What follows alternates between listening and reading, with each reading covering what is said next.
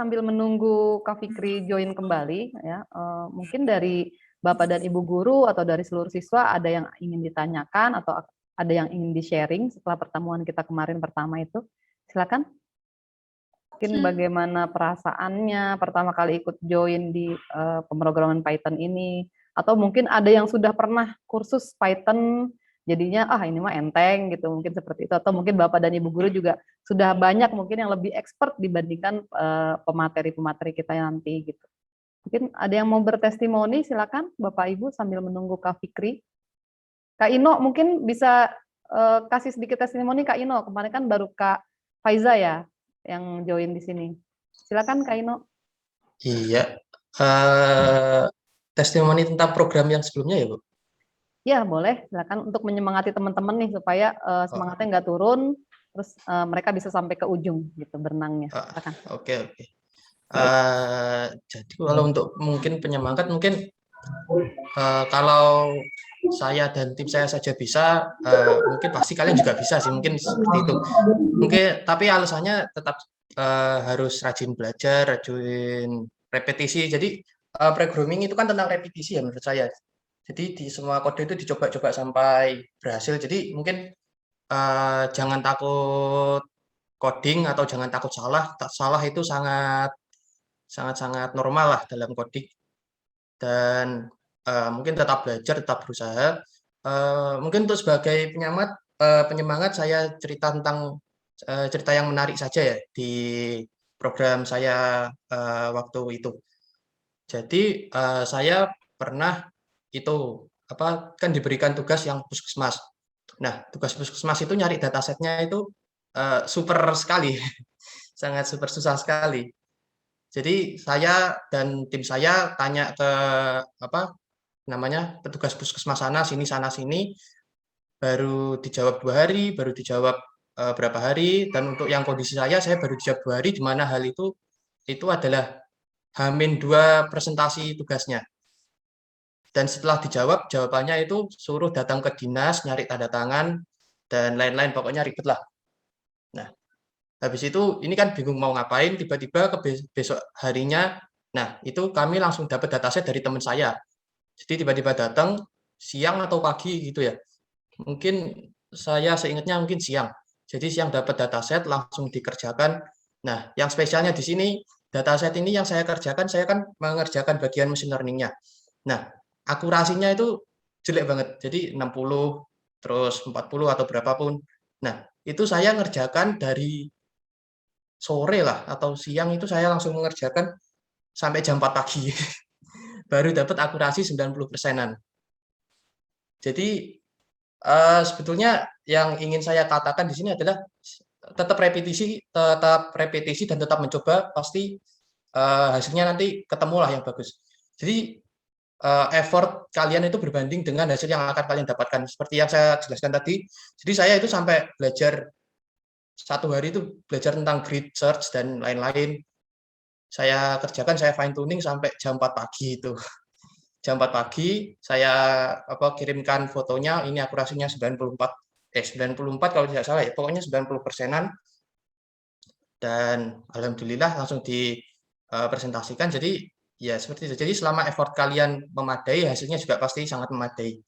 Apalagi kalau yang pas yang Kaggle itu jujur saja susah banget.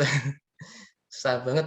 Jadi ya seperti itulah. Tapi yang menarik itu adalah yang saya sampai jam 4 itu tidak tidur sama sekali. Jadi ya mungkin seperti itu sih, Bu, sebagai motivasi. Baik, terima kasih Kak Ino. Ya mungkin tadi teman-teman nih masih ada yang belum familiar sama kata-kata fine tuning, kemudian sama kata-kata dataset, sama kata-kata Kaggle gitu. Mungkin bisa dijelaskan supaya mereka lebih familiar. Nah, tadi ada pertanyaan satu ya, mungkin bisa dijawab sama Kak Ino juga.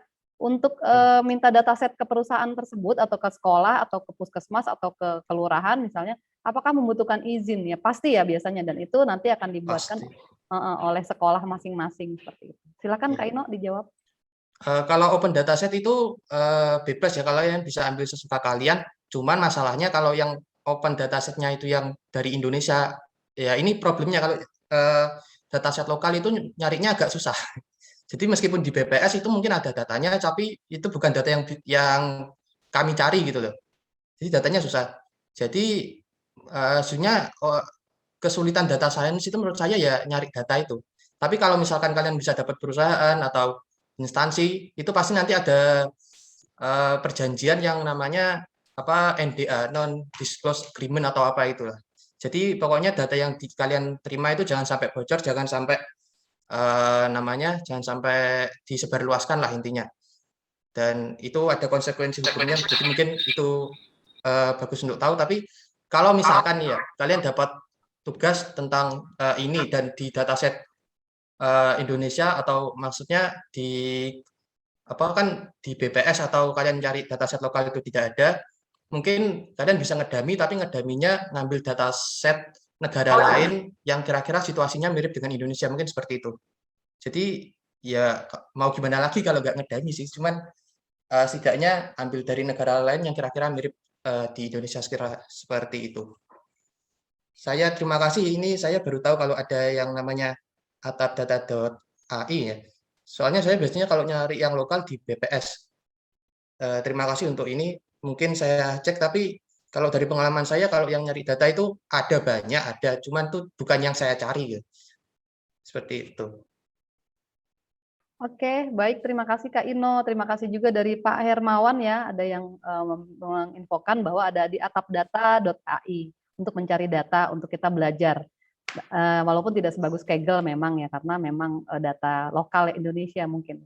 Nah, kemudian tadi pesan dari Kak Ino mungkin repetisi tadi itu ya. Maksudnya kalau kita belajar program ya diulang-ulang terus supaya kita semakin hari semakin expert gitu. Itu sih pesan dari saya. Oke, Kak Fikri sudah join kembali. Silakan Kak Fikri untuk dimulai, sudah jam 13.30. Iya, Bu, siap. Ya, silakan. Siap, Bu. Oke. Makasih Kak Ino. Wah, luar biasa Kak Ino ini sebetulnya dulu awalnya oleh saya juga dimentorin, tapi sepertinya kalau terutama dalam penggunaan Python yang melibatkan data-data set dan lain sebagainya masuk ke machine learning menggunakan Kaggle seperti lomba yang kemarin tuh yang sebelumnya teman-teman. Mungkin Kak Ino ini kayaknya lebih advance nih sepertinya. Luar biasa. Terima kasih Kak Ino ya udah mengisi. Nah, kita langsung masuk ke materi aja ya supaya nggak banyak waktu yang hilang. Saya coba share screen dulu.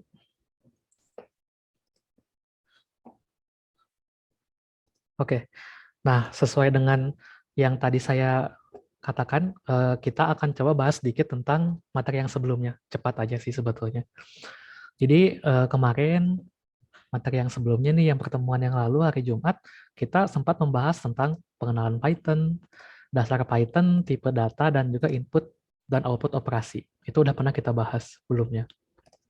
Pengenalan Python, kita tahu bahwa Python ini adalah bahasa yang termasuk bahasa yang interpreted, bahasa yang high level, dan juga general purpose. Seperti itu. Dan pengaplikasiannya ada banyak banget.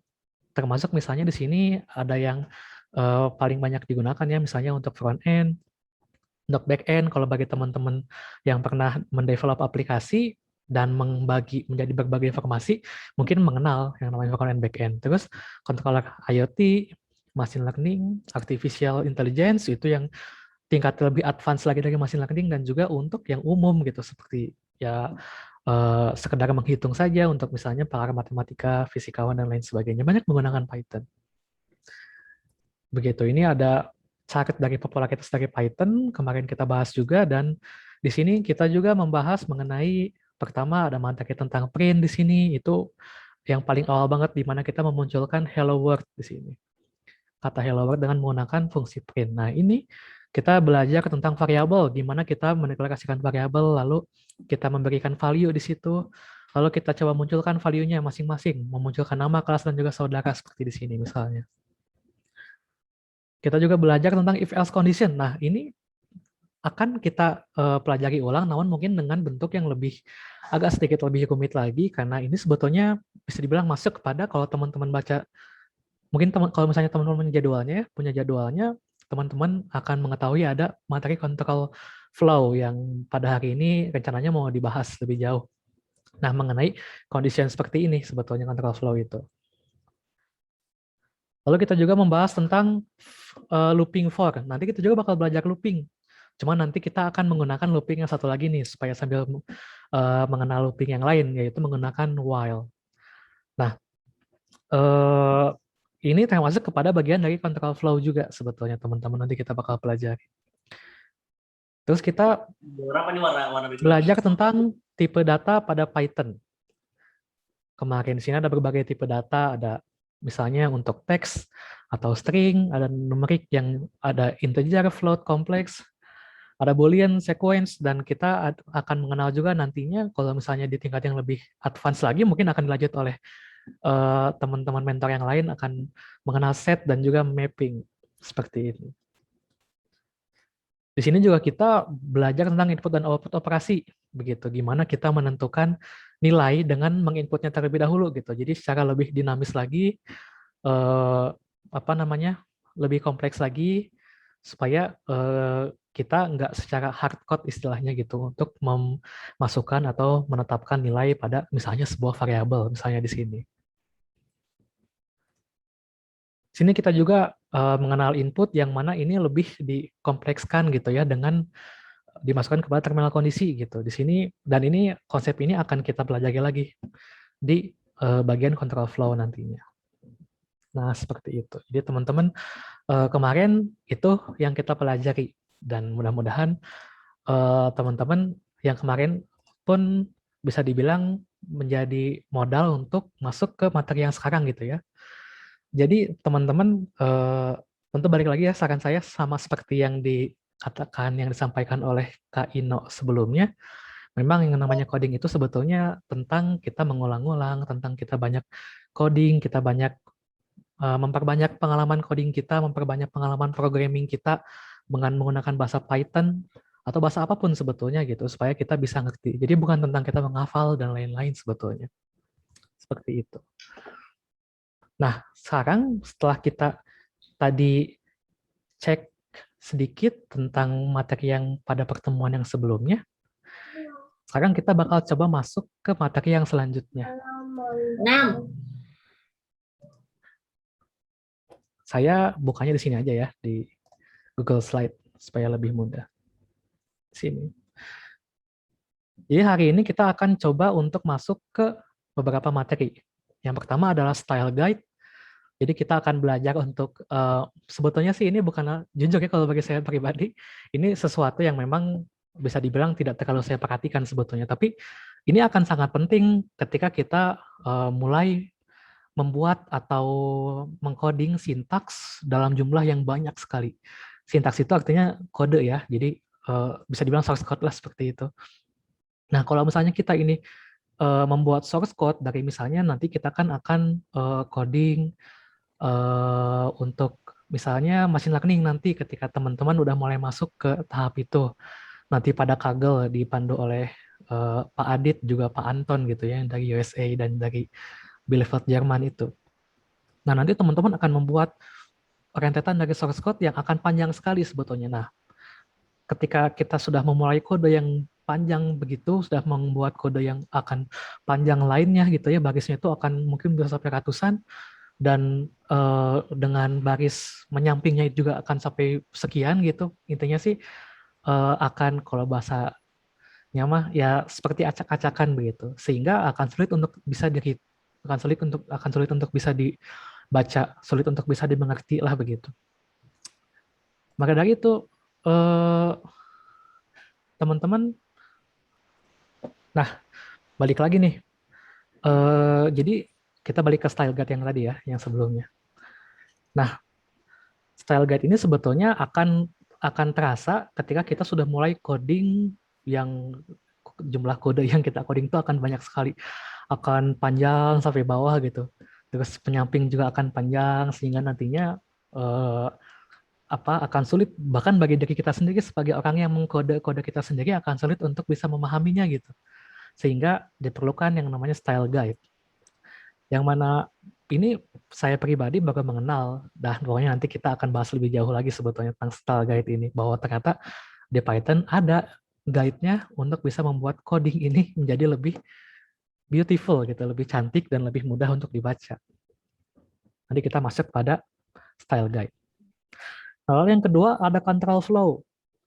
Jadi control flow ini tuh sebetulnya teman-teman ini yang sempat kita pelajari dikit waktu pas kemarin ketika pertemuan pertama.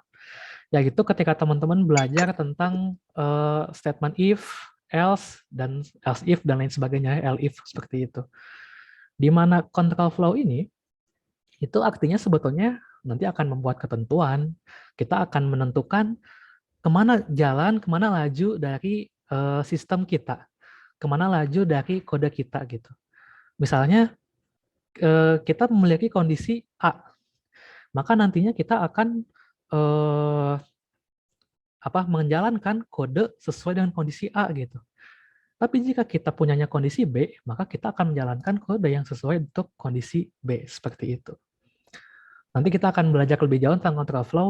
Nah, nanti kita juga akan sedikit juga nih ngulik-ngulik salah satu decision statement ya. Jadi statement untuk membuat keputusan gitu. Kemarin kita belajar tentang if. Nanti kita akan sedikit juga mengulik tentang nested if, yaitu if dalam if gitu ya. Sebetulnya cuman ditumpuk aja. Nanti kita juga akan belajar tentang switch. Mudah-mudahan waktunya cukup untuk bisa mencoba semua itu. Nah, yang ketiga, ini adalah penanganan kesalahan, atau sebetulnya saya lebih familiar dengan nama error handling, makanya sebetulnya saya agak bingung juga ketika melihat materi ini. Jadi penanganan kesalahan ini adalah di mana ketika kita itu sedang, misalnya kode kita ini tidak berjalan sesuai dengan keinginan. Misalnya katakanlah ada error seperti misalnya error karena format data. Seperti kemarin harusnya ternyata dikonversi kepada integer. Mungkin teman-teman kalau misalnya ada yang ingat masalah itu, di mana kita nggak bisa membandingkan antara integer dan juga string kalau kemarin itu, atau satu tipe data dengan tipe data yang lainnya gitu. Kita nggak bisa membandingkan seperti itu. Nah, error handling ini tujuannya sebetulnya untuk pertama mengetahui errornya, apa errornya itu gitu, atau mungkin bisa cuma sekedar mengalihkan supaya ketika terjadi error akan lebih rapih, jadi tidak akan muncul tulisan yang dengan serba merah gitu kalau teman-teman lihat, dengan serba pokoknya bikin panik deh pokoknya kalau udah error itu gitu, apalagi kalau misalnya yang awal-awal coding. Nah, dengan error handling ini selain daripada ini akan nyaman juga, apalagi kalau misalnya ketika nanti kita membuat sebuah program yang akan diberikan ke seorang pengguna atau berapa banyak pengguna gitu, misalnya ternyata program ini banyak digunakan gitu.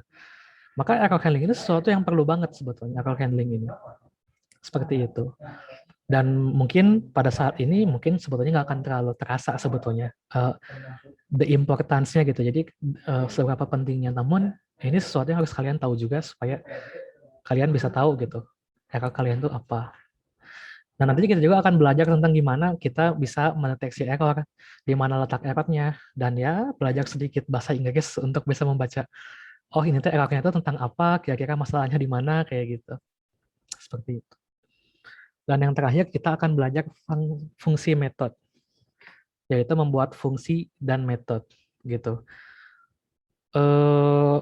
Saya agak ragu sebetulnya bakal ada waktu atau enggak buat sedikit membahas tentang fungsi-fungsi yang sudah ada gitu ya, fungsi-fungsi banyaklah, fungsi sort untuk mengkonversi seperti in dan lain sebagainya gitu, tapi mudah-mudahan cukup, nanti kita membahas fungsi-fungsi yang udah ada. Namun yang jelas kita akan membahas tentang gimana kita membuat fungsi pada Python dan juga metode pada Python ya gitu. Fungsi dan metode ini hampir sama, cuman nanti ada pembeda yang vitalnya gitu, sehingga nanti kita akan coba bahas sedikit tentang itu.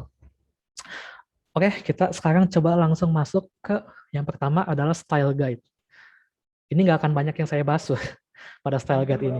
Jadi style guide ini seperti yang tadi saya katakan, yang saya ceritakan bahwa style guide ini sebetulnya ya secara konsep ya, secara sejatinya ini tuh bisa dibilang ya untuk merapikan kode kita sebetulnya, untuk bisa lebih rapih. Meskipun saya sebetulnya kadang kalau coding juga memperhatikan ini sebetulnya. Cuman ini penting sebetulnya. Karena bagi saya pribadi, yang saya ini sebagai developer aplikasi di sebuah ya instansi, ini apa namanya, ketika kita nggak memperhatikan dalam tanda kutip kerapihan dari kode yang kita ketik, yang kita tulis, maka nantinya ketika kita baca ulang, misalnya ada perubahan nih, ada update, nantinya akan sangat-sangat membingungkan gitu. Oleh karena itu ini sebetulnya penting banget. Nah,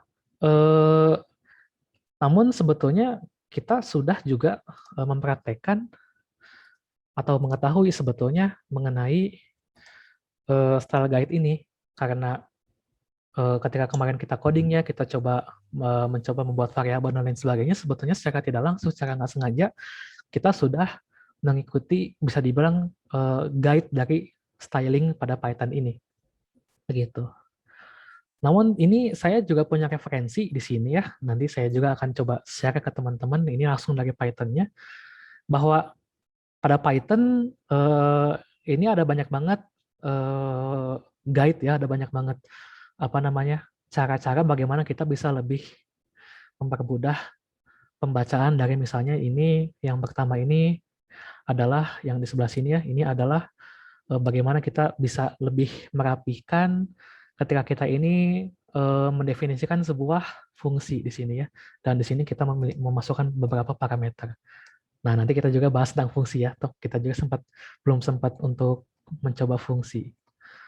Dan ini ada banyak sekali, ini misalnya ini untuk bagaimana merapikan kondisional ketika kita itu membuat sebuah kondisi menggunakan if, dan di sini kondisinya itu ternyata memiliki dua kondisi ya, menggunakan n seperti ini, menggunakan operator n di sini. Maka nanti di sini kondisi pertama di bagian atas, lalu kita enter di sebelah sini, lalu kondisi kedua di paling bawah seperti ini. Jadi sebetulnya sih hal-hal yang akan banyak teman-teman jumpai kalau misalnya teman-teman menyadari bahwa ternyata kodenya teman-teman ketika sudah banyak akan sedikit berantakan gitu. Nah, ini teman-teman akan secara alami juga akan sebetulnya merapikan begitu. Namun ini saya juga akan coba share ya. Ini saya share juga di chat ya, di kolom chat. Nah, ini teman-teman akan lebih banyak mempelajari lewat sini juga sebetulnya. Kalau misalnya kita bahas satu persatu akan lama sekali, karena guide ini sebetulnya tentang selera sih sebetulnya, bagaimana kita bisa lebih mengerti kode kita aja, memerapikan dan lain sebagainya begitu.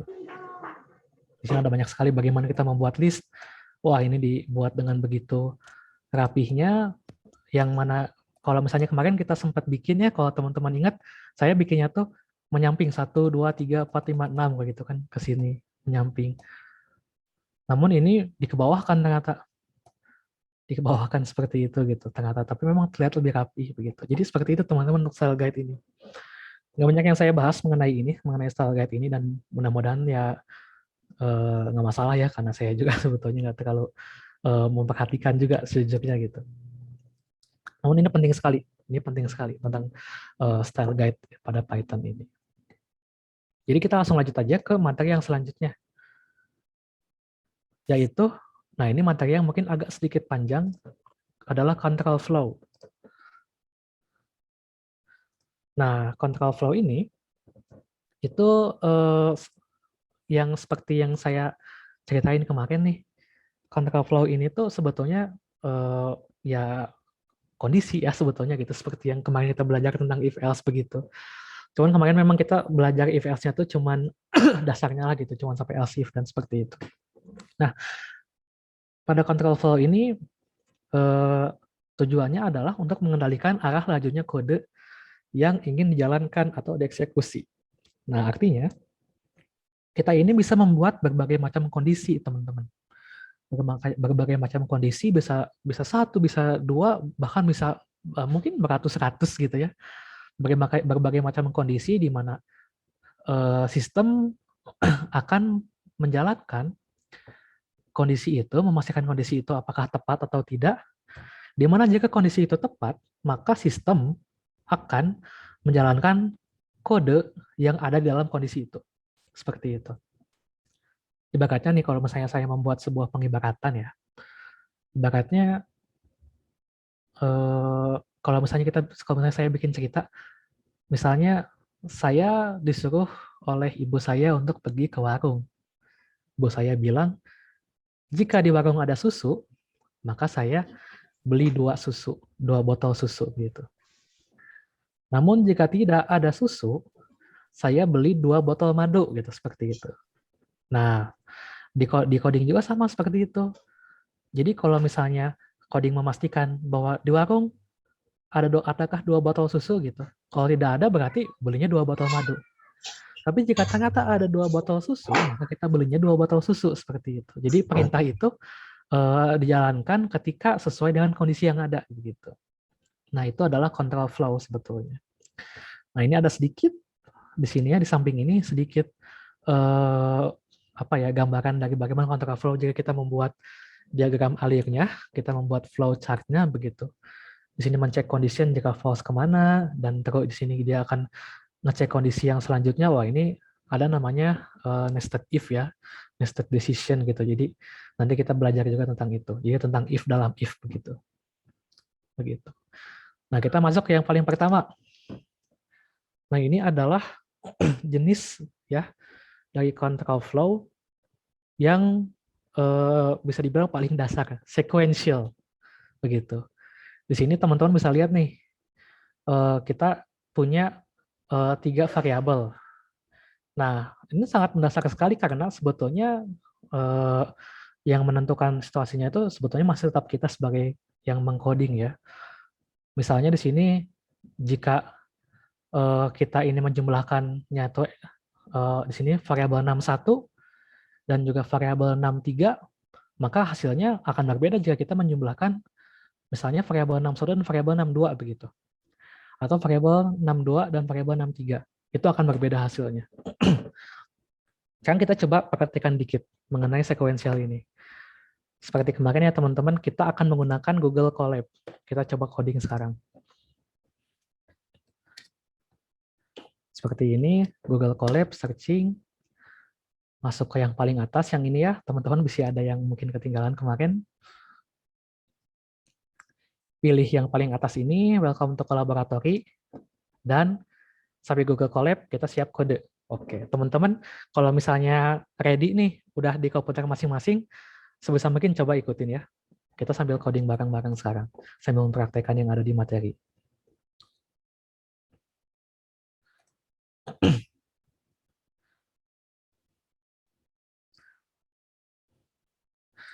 Nah, saya coba ketikkan seperti tadi sebelumnya, misalnya ada 61. Yang isinya ini saya karang aja, teman-teman boleh karang juga sebetulnya angka berapapun. Kita bikin juga 62, angkanya juga berapapun. Ini saya ngasal 12, 63, 9 lah gitu. Seperti itu. Nah, ini sebenarnya termasuk control flow ketika kita menuliskan misalnya di sini ada sum, terus sini ada titik 2, dan di sini, nah ini teman-teman ada yang baru juga ya, mungkin teman-teman tahu, kita bisa mengkomakan string supaya bisa menggabungkan antara itu dengan integer.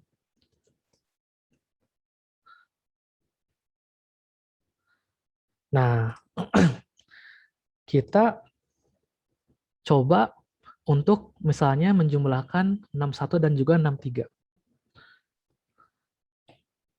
Plus 63. Seperti ini kita jalankan.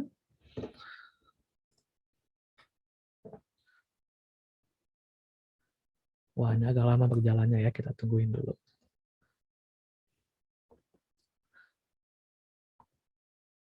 Jadi nanti hasilnya akan berbeda kalau misalnya kita menjumlahkan 61 dan juga 62 gitu misalnya. Atau 62 dan juga 63 gitu misalnya. Nah, ini kita udah keluar hasilnya. Jika yang dijumlahkan itu adalah 61 dan juga 63, maka hasilnya itu adalah 44 begitu. Nah, ini bisa disebut sebagai sequential control flow. Mengapa? Karena emang kontrol itu adalah bisa dibilang kalau di sini ya, pada kasus ini value mana atau nilai mana, atau kalau di sini kan sudah masuk ke variabel mana yang kita jumlahkan. Beda jika kita itu menjumlahkan 62 dan 63, hasilnya tentu akan beda. Ini sangat dasar banget ya. Atau 61 dan 62 gitu misalnya. Seperti ini. Nah, ini hasilnya bakal beda banget. Nah, ini juga sebenarnya sudah termasuk kepada control flow yang tipenya itu adalah sequential. Sequential gitu.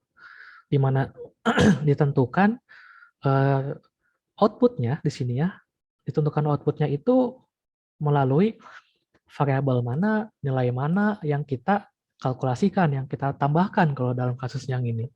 Seperti itu. Ini adalah contraflow jenis sequential. Ini sangat-sangat dasar banget, sangat-sangat mudah banget. Nah, selanjutnya, kita coba lanjut lagi ya ke yang selanjutnya nih.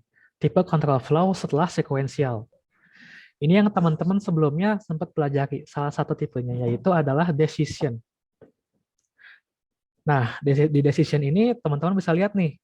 Ini ada if yang sebelah kiri ini yang saya tandai, di mana ini kita menggunakan statement if untuk mengkalkulasikan panjang dari data itu, panjang dari list itu ya, pada variabel data itu, apakah lebih dari 5, jika lebih maka di situ di print enough data, lalu dimunculkan berapa banyak panjangnya begitu.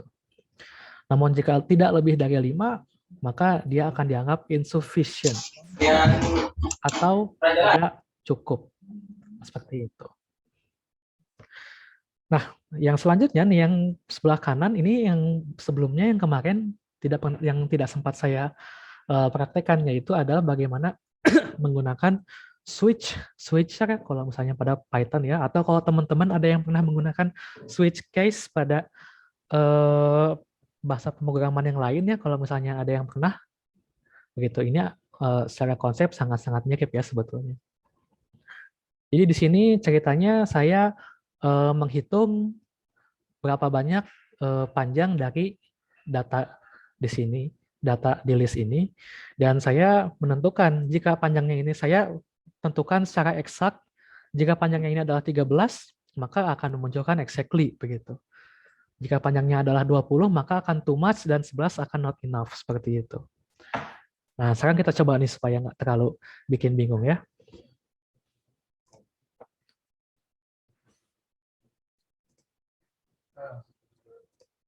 Oke, saya lebih pelan-pelan lagi kalau kalau seperti itu. Saya juga khawatir sebetulnya nggak keikutin, jadinya kayak kata Bu Keri tadi, malah ada yang nggak yakin. Nih, kita pelan-pelan ya. Kita coba yang if lagi ya. Ini yang kemarin sudah sempat dipelajarin, jadi harusnya sih bisa lebih lancar lah ya, lebih mudah. Jadi pertama, kita tentukan sebuah variabel ya, kita sebenarnya data kayak tadi, terus kita bikin list seperti ini. Teman-teman mungkin boleh sambil coba juga ya, diketikkan juga. Mudah-mudahan teman-teman semuanya memang udah megang device masing-masing ya, megang komputer masing-masing, atau dimanapun nanti codingnya, bolehlah. Kita tentukan beberapa angka, random aja deh. 12 misalnya, 42, 55, 11, 4, 6, 1, 1, 3, 4, 16, dan 7. Misalnya seperti itu. Teman-teman boleh, kalau yang mengikuti ya, mungkin ada yang mengikuti, boleh diketikkan angkanya, boleh bebas, boleh disamain juga kalau misalnya mau. Seperti ini. Jadi buat teman-teman yang takutnya mungkin agak masih bingung ini tuh apa, ini tuh adalah tipe data list. Di mana list ini sebetulnya dia menyimpan data dengan isian yang lebih dari satu gitu ya. Dan fungsinya ya mungkin seperti yang bisa dilihat sebetulnya ya ini untuk menyimpan data lebih dari satu begitu. Beda dengan kalau misalnya kita mendeklarasikan variabel dengan data misalnya cuma satu, sebuah integer seperti itu, maka ya maka ya ini tuh akan ini gitu, akan gimana ya kalau misalnya saya nggak mendeskripsikan kalau misalnya tidak dengan case yang sebenarnya mah gitu ya. Intinya sih kalian akan banyak menjumpai tipe data seperti ini. Apalagi ketika nanti berjumpa dengan dataset, berjumpa dengan akan bermain dengan berbagai macam dataset ketika nanti udah masuk ke machine learning. Kalian akan dikasih dataset yang mana nanti kalian akan banyak menyepai list ini gitu. Kadang-kadang juga menyepai set juga nanti sebetulnya. Tapi kalau bagi saya pribadi sih itu kasusnya jarang juga sih, termasuk ketika kalian nanti udah masuk ke Kaggle ya, mulai masuk machine learning seperti itu. Ya benar, list itu sebetulnya array. List itu sebetulnya. Jadi nggak beda sih sebetulnya, nggak bisa dibilang nggak ada bedanya sih sebetulnya. Ya kalau kamu mungkin pernah ini ya, kalau di bahasa pemrograman yang lain, ya dikenalnya sebagai array gitu. Saya juga sebetulnya lebih familiar dengan array sebetulnya. Nah, sekarang kita coba membuat sebuah kondisi seperti barusan ya. Kita coba membuat sebuah kondisi, kita deklarasikan statement if di sini, lalu kita membuat atau menggunakan sebuah fungsi yaitu fungsi len. Fungsi ini untuk menghitung, misalnya pada list ini ya, fungsi ini untuk menghitung berapa banyak item yang ada pada list ini. Begitu. Jadi dihitung, dan ini di sini misalnya ada berapa item ya kalau dihitung kan, ada banyak. Nah, len ini akan memunculkan output atau memunculkan hasil yang mana itu adalah jumlah dari item yang ada pada sebuah list. Sehingga saya ini akan mengambil atau menggunakan atau membawa data ini yang menampung list ini ya, variabel data ini yang menampung list ini, itu saya coba hitung, saya coba kalkulasikan, saya coba jumlahkan berapa banyak item yang ada di dalamnya. Jadi di sini saya ambil data ini dan saya masukkan kepada fungsi len ini. Nah, seperti itu. Sehingga teman-teman di sini kita akan mengambil panjang data dari variabel data begitu. Cara bacanya seperti itu ya.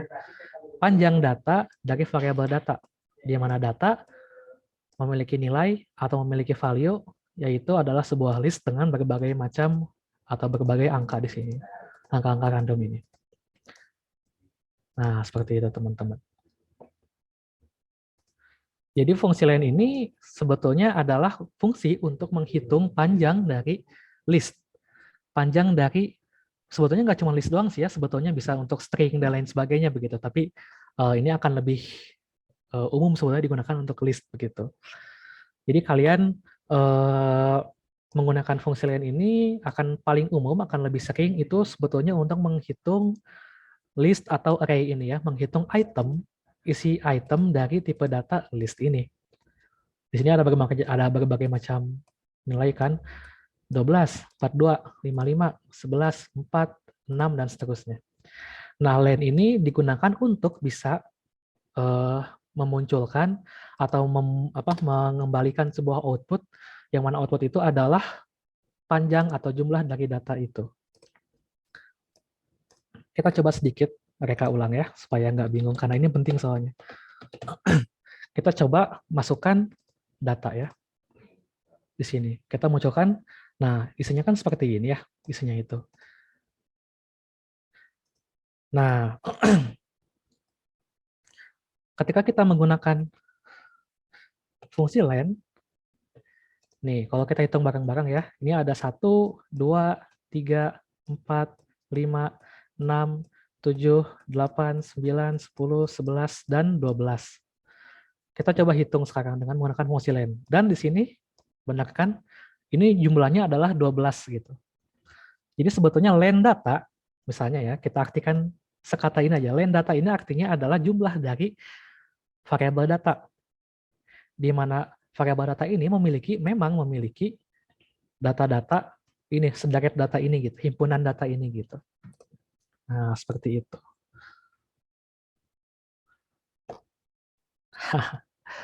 Yes, sip benar ya. Len itu adalah kependekan dari length sebetulnya. Oke, kita lanjut ya. Kita balik lagi. Kita membuat statement kondisi kalau kita ambil len data ya, yaitu adalah panjang dari variabel data. Lalu kita bandingkan dengan angka 5 seperti ini. Bandingannya adalah apakah len data itu lebih besar daripada 5?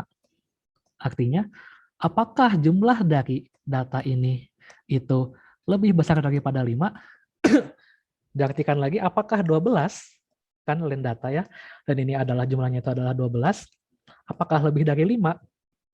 Nah, jadi kita memastikannya seperti itu.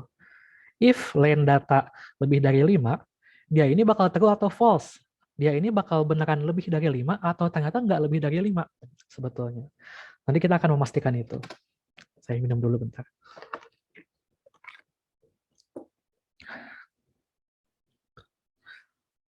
Nah, sekarang, yes, true, benar. Nah, sekarang kita coba munculkan print. Di sini kita untuk memastikan ya, apakah dia itu true atau false, begitu. Karena kalau nggak kita berikan semacam kepastian gitu ya, menggunakan, misalnya di sini menggunakan print begitu. Maka kita nggak akan pernah tahu sebetulnya dia itu true atau false sebetulnya. Sebetulnya dia itu emang beneran lebih dari 5 atau tidak gitu sebetulnya begitu. Kita coba berikan print di sini. Kita tuliskan misalnya data cukup. Terus kita kasih plus. Dan ini ada yang sedikit mungkin tricky atau sedikit membingungkan. Mungkin tapi saya kasih tahu, kita akan menggunakan fungsi str. Fungsi str ini adalah fungsi untuk mengkonversi sebuah tipe data menjadi string atau menjadi teks begitu. Yaitu yang kalau teman-teman udah tahu, yang itu ada kutip-kutipnya kayak gini ya, kutip 1 atau kutip 2. Nah, str ini fungsinya untuk mengkonversi begitu. Nah, kenapa kita konversi? Karena pada dasarnya di sini kita ingin memunculkan len data, artinya kita ingin memunculkan panjang dari data. Panjang dari data, seperti yang kita kenal sebelumnya, itu adalah 12 ya teman-teman. Tadi kan udah dihitung, 12. Nah, 12 ini adalah integer. Di mana integer ini beda tipenya dengan string. Sedangkan kemarin sempat sedikit kita kenal, ada sedikit ruling bahwa integer dan string itu nggak bisa disandingkan. Nggak bisa disetarakan gitu, nggak bisa dibandingkan. Ininya kalau membandingkan harus sama gitu. Sehingga di sini len data ini integer yang saya konversi menjadi string. Mengapa? Karena angka bisa dijadikan sebagai sebuah teks begitu kan. Nggak mungkin teks jadi sebuah angka, data cukup nggak mungkin jadi angka. Oleh karena itu yang dikonversi adalah string. str len data seperti ini. Itulah kenapa saya menggunakan fungsi str, fungsi string. Yang mana artinya, teman-teman ya, kita balik lagi, untuk mengkonversi sebuah nilai menjadi string. Begitu. Itu adalah fungsi dari str. Nah, lanjut lagi. Nanti kalau misalnya benar, len data ini lebih dari 5, maka dia akan memunculkan data cukup, dan dia akan memberikan jumlah dari data tersebut. Begitu. Yang mana dia dikonversi menjadi sebuah string, supaya bisa muncul bersamaan dengan teks yang ini ya. Nah, sekarang kita lanjut lagi. Kita berikan else. Nggak usah pakai elif, kita berikan else aja. Kita berikan jika misalnya kata tidak lebih dari 5, maka dia akan memunculkan, sebut aja data tidak cukup, atau tidak cukup aja deh, biar lebih jelas. Nah, seperti ini. Nah, ini adalah kode untuk control flow menggunakan statement if. Teman-teman kita coba cek ya. Nah, seperti ini ya. Bahwa memang len datanya ini memang lebih dari 5. Bahwa ini hasilnya memang true. Sehingga ya diperinkan yang ini. Data cukup dan dimunculkan 12 seperti ini gitu. Kita coba kasih spasi biar lebih jelas. Nah, seperti ini. Namun jika ternyata kita memiliki data yang kurang dari 5, kita coba ganti isi dari ini ya, supaya jumlah dari len-nya itu berkurang. Misalnya 3. Lalu kita coba eksekusi, dan di sini yang dimunculkan adalah tidak cukup. Mengapa? Karena len data lebih dari 5 ini hasilnya adalah false. Karena memang len data nggak lebih dari 5. Sekarang len datanya udah bukan 12 lagi. Len datanya udah 3. 1, 2, 3. Seperti itu, teman-teman. Jadi itu adalah apa namanya, decision, control flow, decision, yang mana kita menggunakan statement if. Nah, ini kita ada sedikit lagi, kita coba mengkomplekskan ya. Kita komplekskan sedikit lagi. Kita coba membuat nested if namanya. Nested if ini, teman-teman, mungkin ada yang udah tahu, nested if ini adalah sebetulnya sih simpelnya if dalam if. Simpelnya itu. Jadi kita membuat if dalam if. Kita membuat jika dalam jika. Begitu. Kita coba praktekkan langsung aja. If len data lebih dari 5, maka akan menjalankan if lagi. Coba kita agak berikan jarak ya supaya nggak terlalu membingungkan. If, misalnya if len data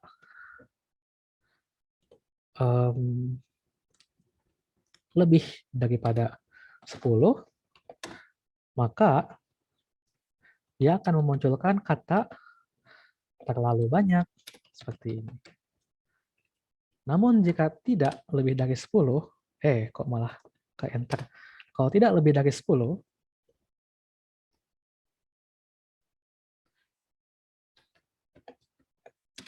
maka kan otomatis antara 5 sampai 9 ya, antara 6 sampai 9 gitu. Kalau tidak lebih dari 10, antara 6 sampai 10 gitu. Kalau misalnya tidak lebih dari 10, maka dia akan memunculkan tulisan cukup seperti ini. Nah, sekarang kita coba jadikan datanya ini menjadi lebih dari 5.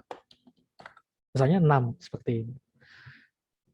Kita coba eksekusi dan kita coba lihat outputnya seperti apa. Cukup. Nah, mengapa demikian? Kenapa yang di-outputkan, yang dimunculkan adalah print cukup ini, teman-teman? Karena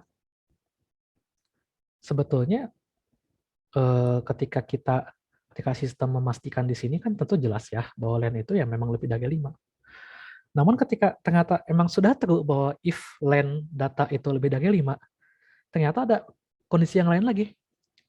Ada pemastian yang lain lagi, decision yang lain lagi, yaitu yang sebelah sini. Di mana dia memastikan apakah len data ini lebih dari 10. Jika lebih dari 10, maka yang dimunculkan adalah print terlalu banyak. Datanya kebanyakan karena udah lebih dari 10. Namun jika ternyata standar aja antara 6 sampai 10, begitu ya, sesuai dengan ini, jika lebih dari 5, maka otomatis kan mulai dari 6. Namun masih kurang dari 10 gitu, kurang dari sama dengan 10, maka hasilnya akan cukup, sehingga di sini muncul hasilnya adalah cukup. Len data ini, ingat ya teman-teman, len data ini adalah 6 ya. Len data ini adalah 6. Kita coba munculkan len datanya.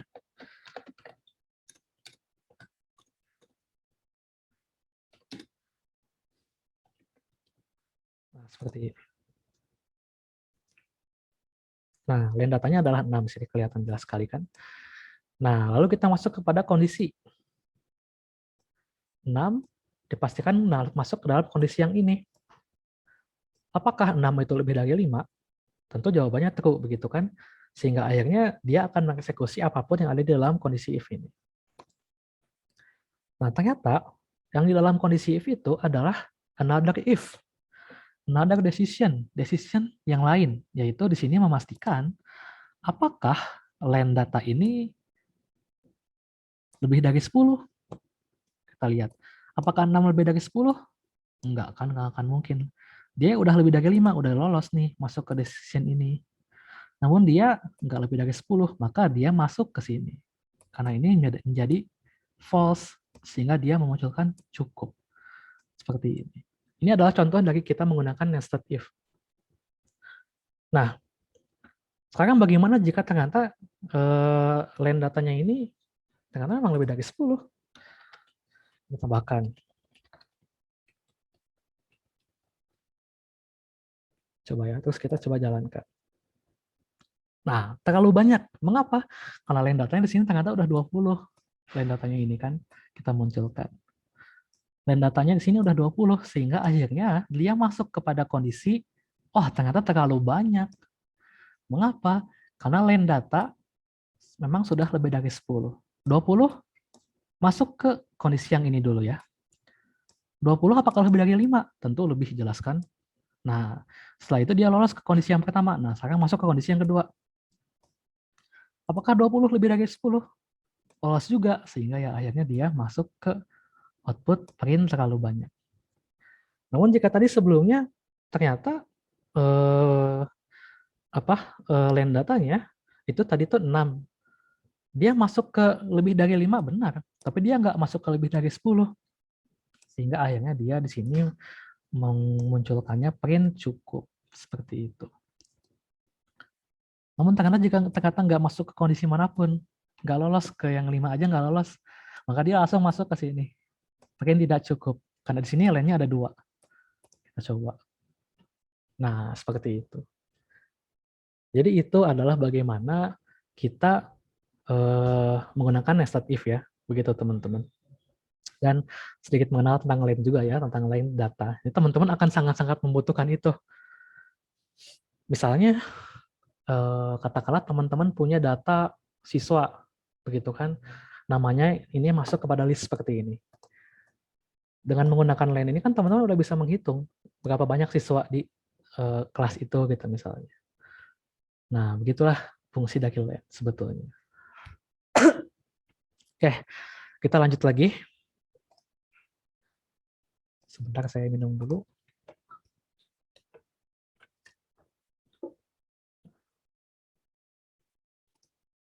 Kebagus nggak ya kira-kira kalau misalnya kita bahas yang ini ya? Yang cek data. Kita langsung masuk dulu aja ke repetition ya. Ke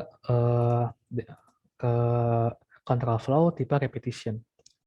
Nah, ini teman-teman, ini repetition ini ini memadukan antara ada statement yang baru yang mungkin teman-teman baru lihat adalah while index kurang dari len array of random seperti itu.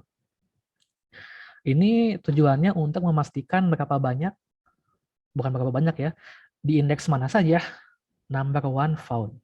Jadi gitu. Ingat ya teman-teman, indeks itu kalau pada list itu dimulai dari 0 ya. Jadi item pertama pada list itu adalah indeksnya itu 0. Baru selanjutnya itu 1, 2, 3, 4, 5, dan seterusnya. Jadi ini teman-teman harus ingat dulu ya. Nah, sekarang kita coba coding langsung ya. Untuk menggunakan while pada control flow repetition ini. Di sebelah sini aja, yang baru. Kita coba tentukan sebuah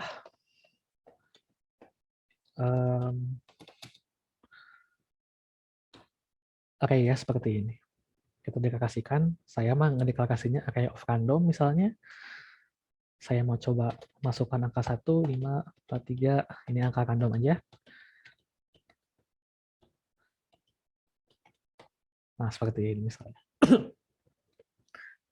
Lalu, saya akan mendeklarasikan juga sebuah penyebut variabel untuk penyebut atau penampung nilai nantinya. Itu adalah variabel index. Nah, indeksnya ini sama dengan 0, karena indeksnya ini akan dimulai dari 0.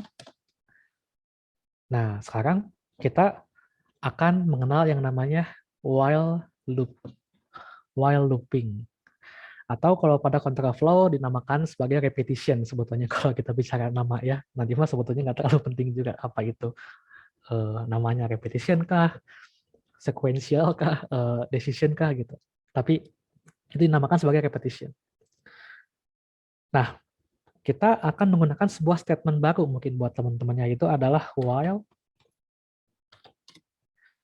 Lalu diikuti dulu aja, nanti saya coba bahas sedikit demi sedikit. Index kurang dari len dari array of random.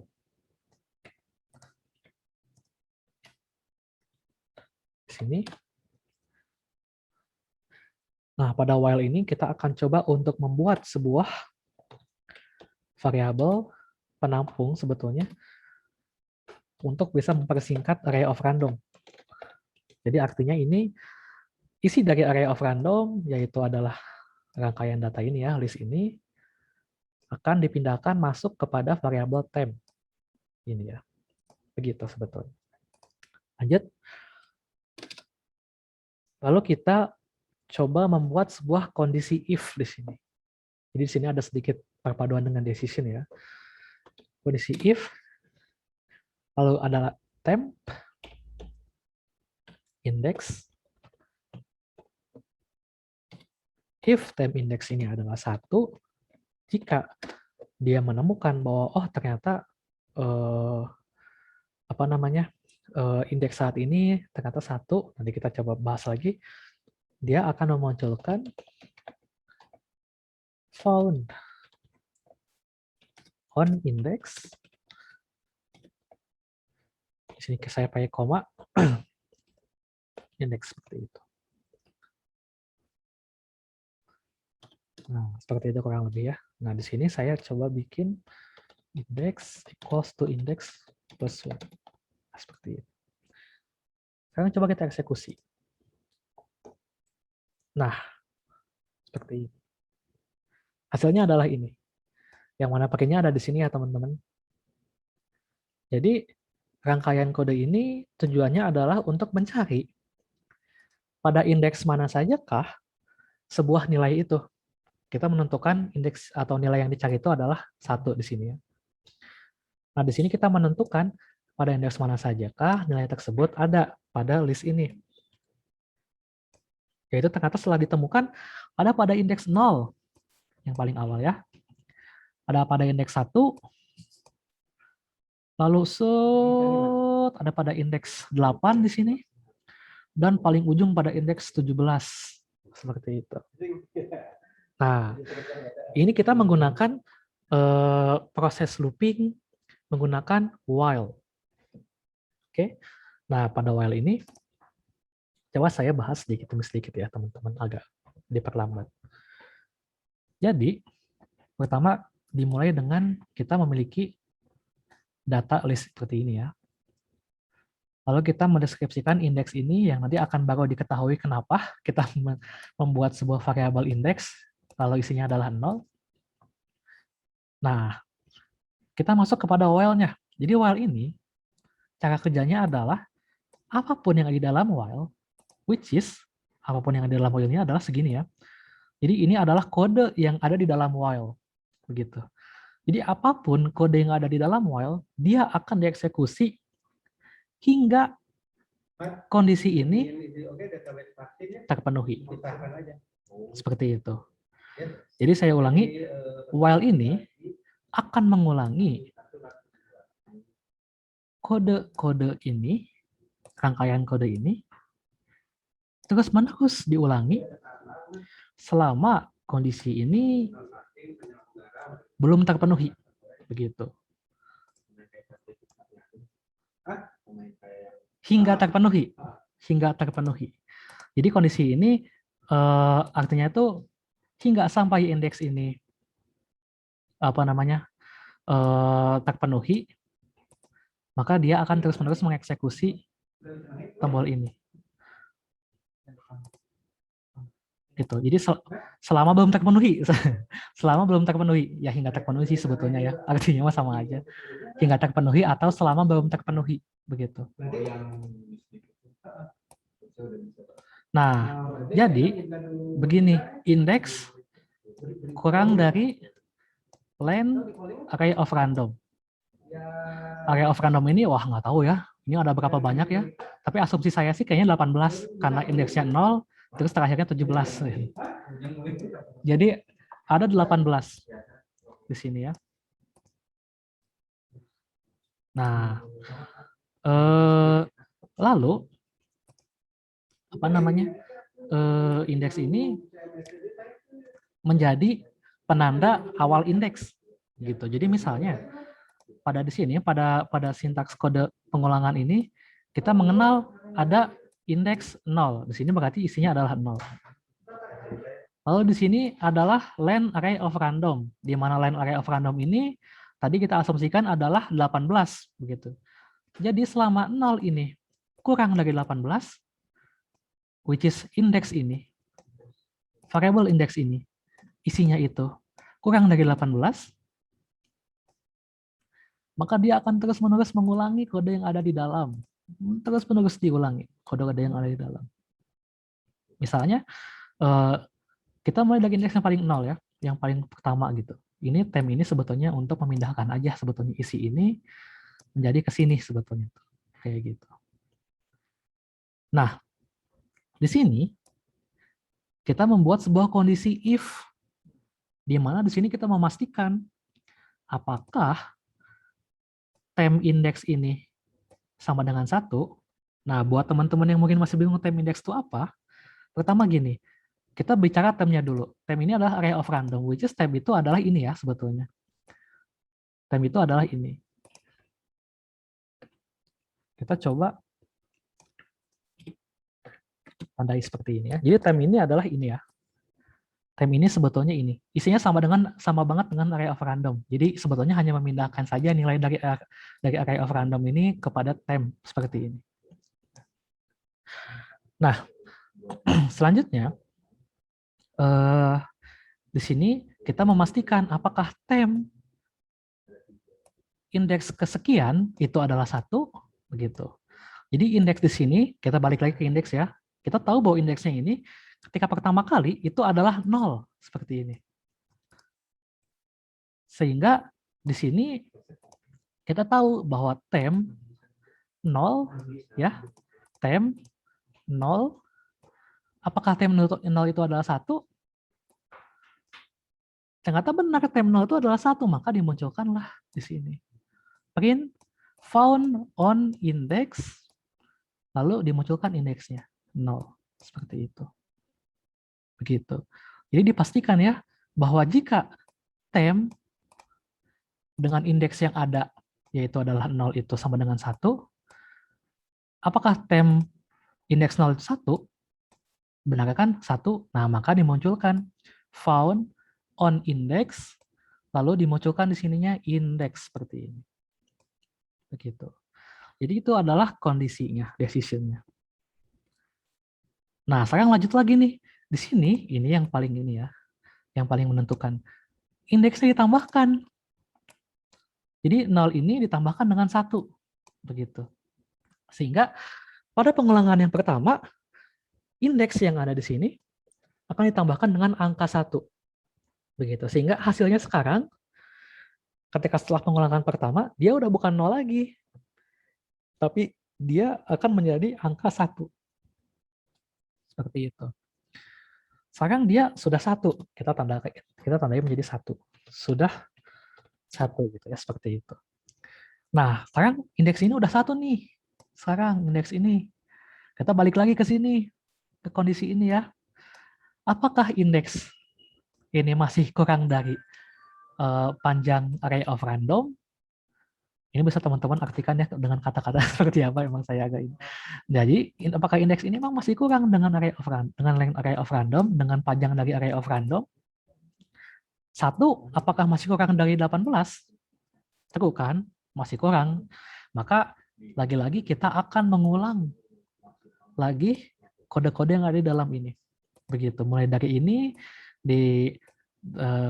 ditimpakan lagi dengan array of random, terus di sini kita bertemu lagi dengan kondisi untuk memastikan apakah indeks saat ini sudah 1. Namun yang membedakan, yang sebelumnya indeks ini itu 0, sekarang udah 1 teman-teman, karena sebelumnya udah kita tambahkan dengan angka 1. Sekarang sudah 1 indeks ini tuh sebetulnya, cuma nggak kelihatan aja. Udah 1 sebetulnya indeks ini tuh, sehingga yang sebelumnya ini tuh adalah apakah tem indeks 0 itu adalah 1? Sekarang jadi apakah tem yang indeksnya itu 1 itu adalah 1? Benar kan? Indeks 1 tuh yang ini. 0 yang ini. Jadi ini indeks 1. Nah, benar bahwa indeks 1 ini memang 1. Sehingga dimunculkan lagi lah found on index, lalu dimunculkan indeksnya. Indeks 1 seperti itu. Di sini akhirnya muncul ya teman-teman. Bahwa benar ternyata 1 ini ditemukan pada indeks 1. Sebelumnya udah ditemukan nih pada indeks 0 yang ini nih. Nah, sekarang pengulangan yang selanjutnya ditemukan lagi pada indeks 1. Seperti itu. Nah, sekarang kita mengulang lagi nih. Kita tambahkan lagi indeks 1 ini, which is indeks sekarang kan masih udah 1 ya indeksnya tuh. Nah, sekarang 1 ditambah lagi dengan 1, sekarang jadi 2. Seperti itu. Masuk lagi ke kondisi while. Masuk lagi dia ke sini. Gitu. Dipastikanlah di sini apakah 2 ini masih kurang dari 18? Tentu ya masih kurang, masih true gitu kan, masih kurang dari 18. Maka dia akan mengulang lagi seluruh kode yang ada di sini gitu. Namun tampaknya kali ini berarti kan ini kan temnya udah 2 ya sekarang, karena udah dijumlahkan 1 tambah 1 jadi 2. Jadi ini indeks ini udah 2 ya. Sekarang coba teman-teman lihat, indeks 2 ini apakah 1 atau bukan? Bukan ya. Indeks 2 ini 4, bukan 1. Nah, oleh karena itulah kenapa di sini nggak dimunculkan pada pengulangan yang ketiga kalinya. Nggak dimunculkan print itu. Kenapa? Karena print ini baru dimunculkan jika tem indeks atau tem di sini berarti udah 2 sekarang ya, tem 2 itu adalah 1, nyatanya bukan 1, nyatanya 4. Nah, oleh karena itulah kenapa print found on index ini nggak dimunculkan, sehingga di sini nggak dikasih tahu nih bahwa found on index 0, 1, terus 2 gitu kan. Kenapa nggak dimunculkan? Karena emang nggak ada di situ, karena emang hasilnya bukan nilainya bukan 2 tapi 4 gitu. Bukan 1 tapi 4. Seperti itu pada indeks 2 ini tuh. Dan itu terus-menerus teman-teman, kita tambahkan lagi 2 ini tambah 1 lagi jadi 3 sekarang. Masuk ke indeks 3 gitu. Dipastikan apakah benar tem indeks 3 ini adalah 1, bukan 5 gitu. Lanjut lagi ke indeks 4, bukan gitu. Lanjut lagi ke indeks 5 dan seterusnya sampai akhirnya masuklah ke indeks ke-8. Ketemu lagi nih angka 1. Nah, dimunculkanlah akhirnya ketemu found on indeks 8. Gitu, seperti itu. Nah, lalu terus lagi mengulang lagi terus-menerus nih, belum ketemu lagi dari indeks 8 ini.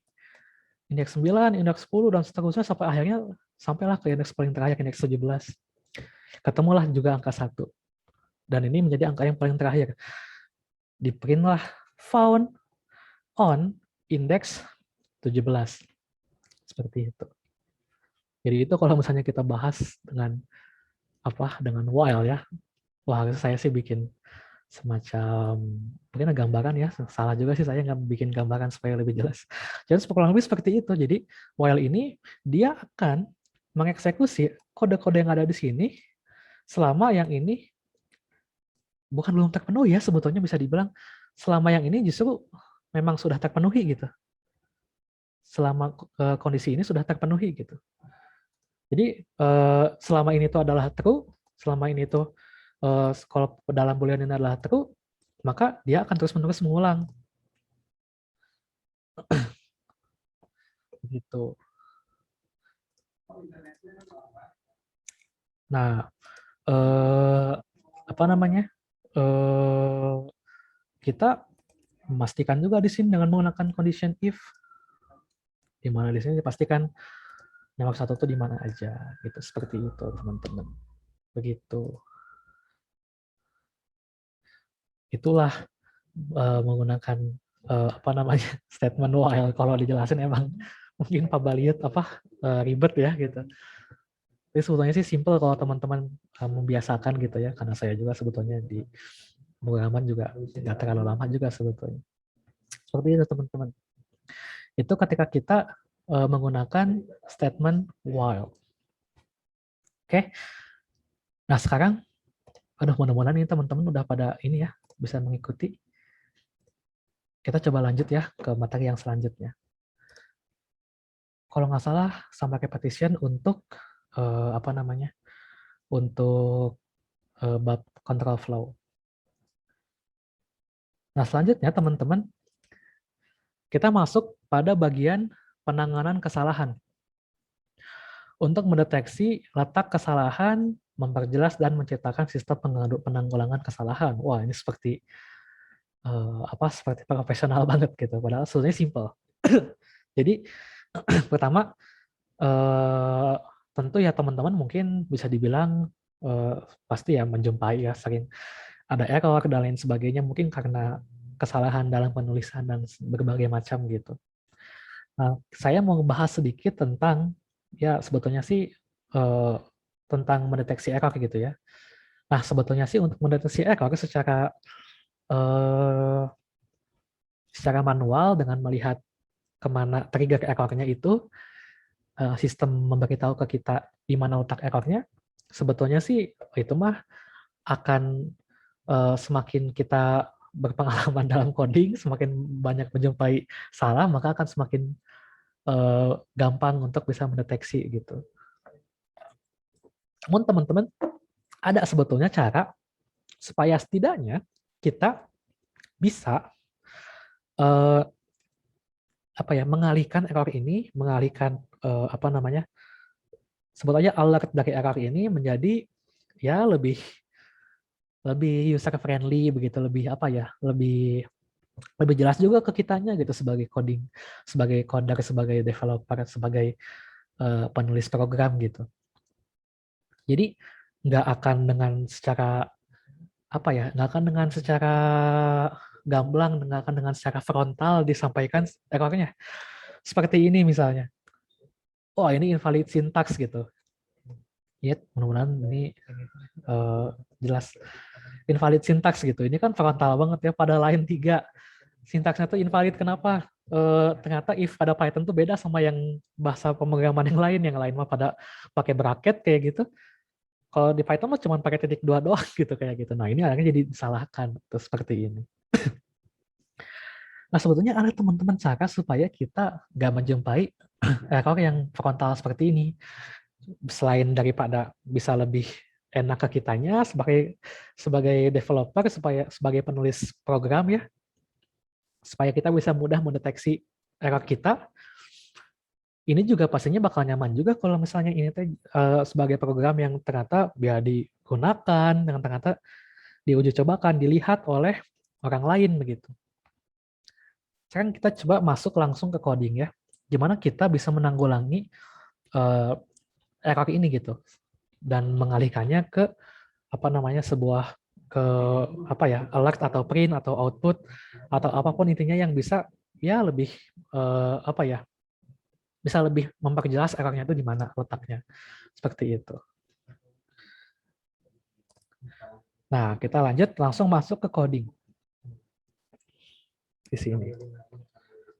Sekarang gini teman-teman, kita coba buat sebuah kode di mana kode ini nggak akan mungkin error, yaitu adalah sekedar memunculkan sebuah variabel kepada print. Misalnya saya memunculkan mobil gitu seperti ini. Data sama dengan value-nya adalah teks yang isinya itu adalah mobil. Lalu saya print-kan mobil itu, saya munculkan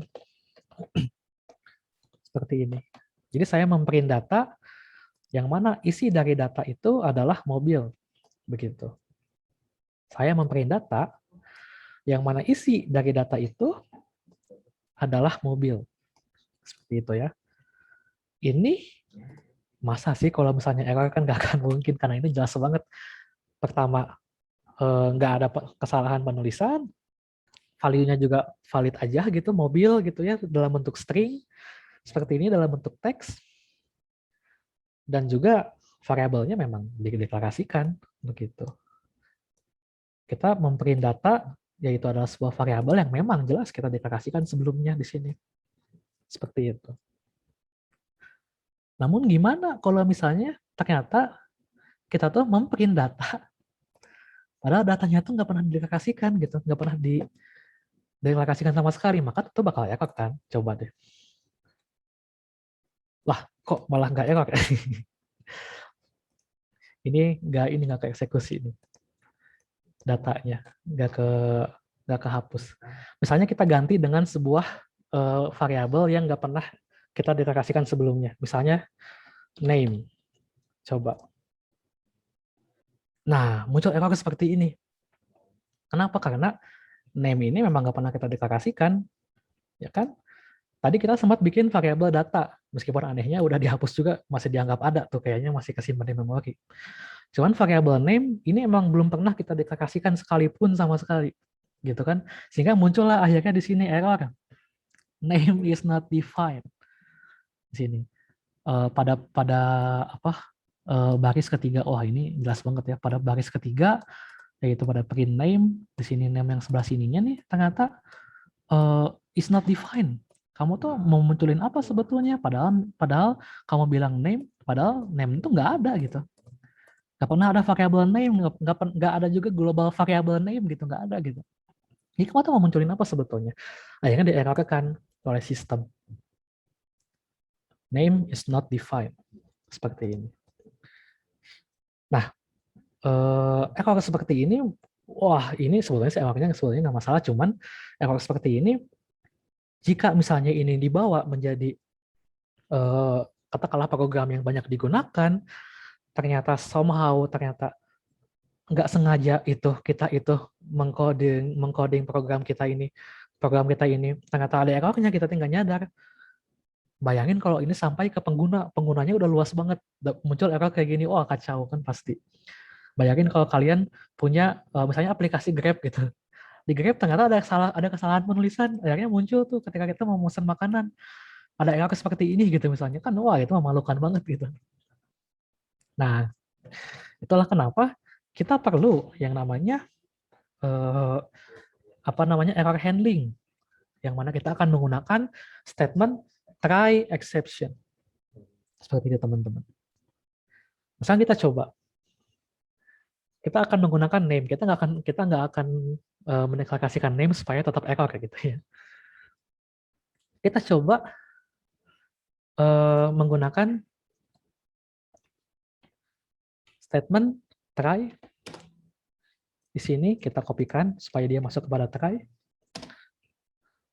Lalu accept.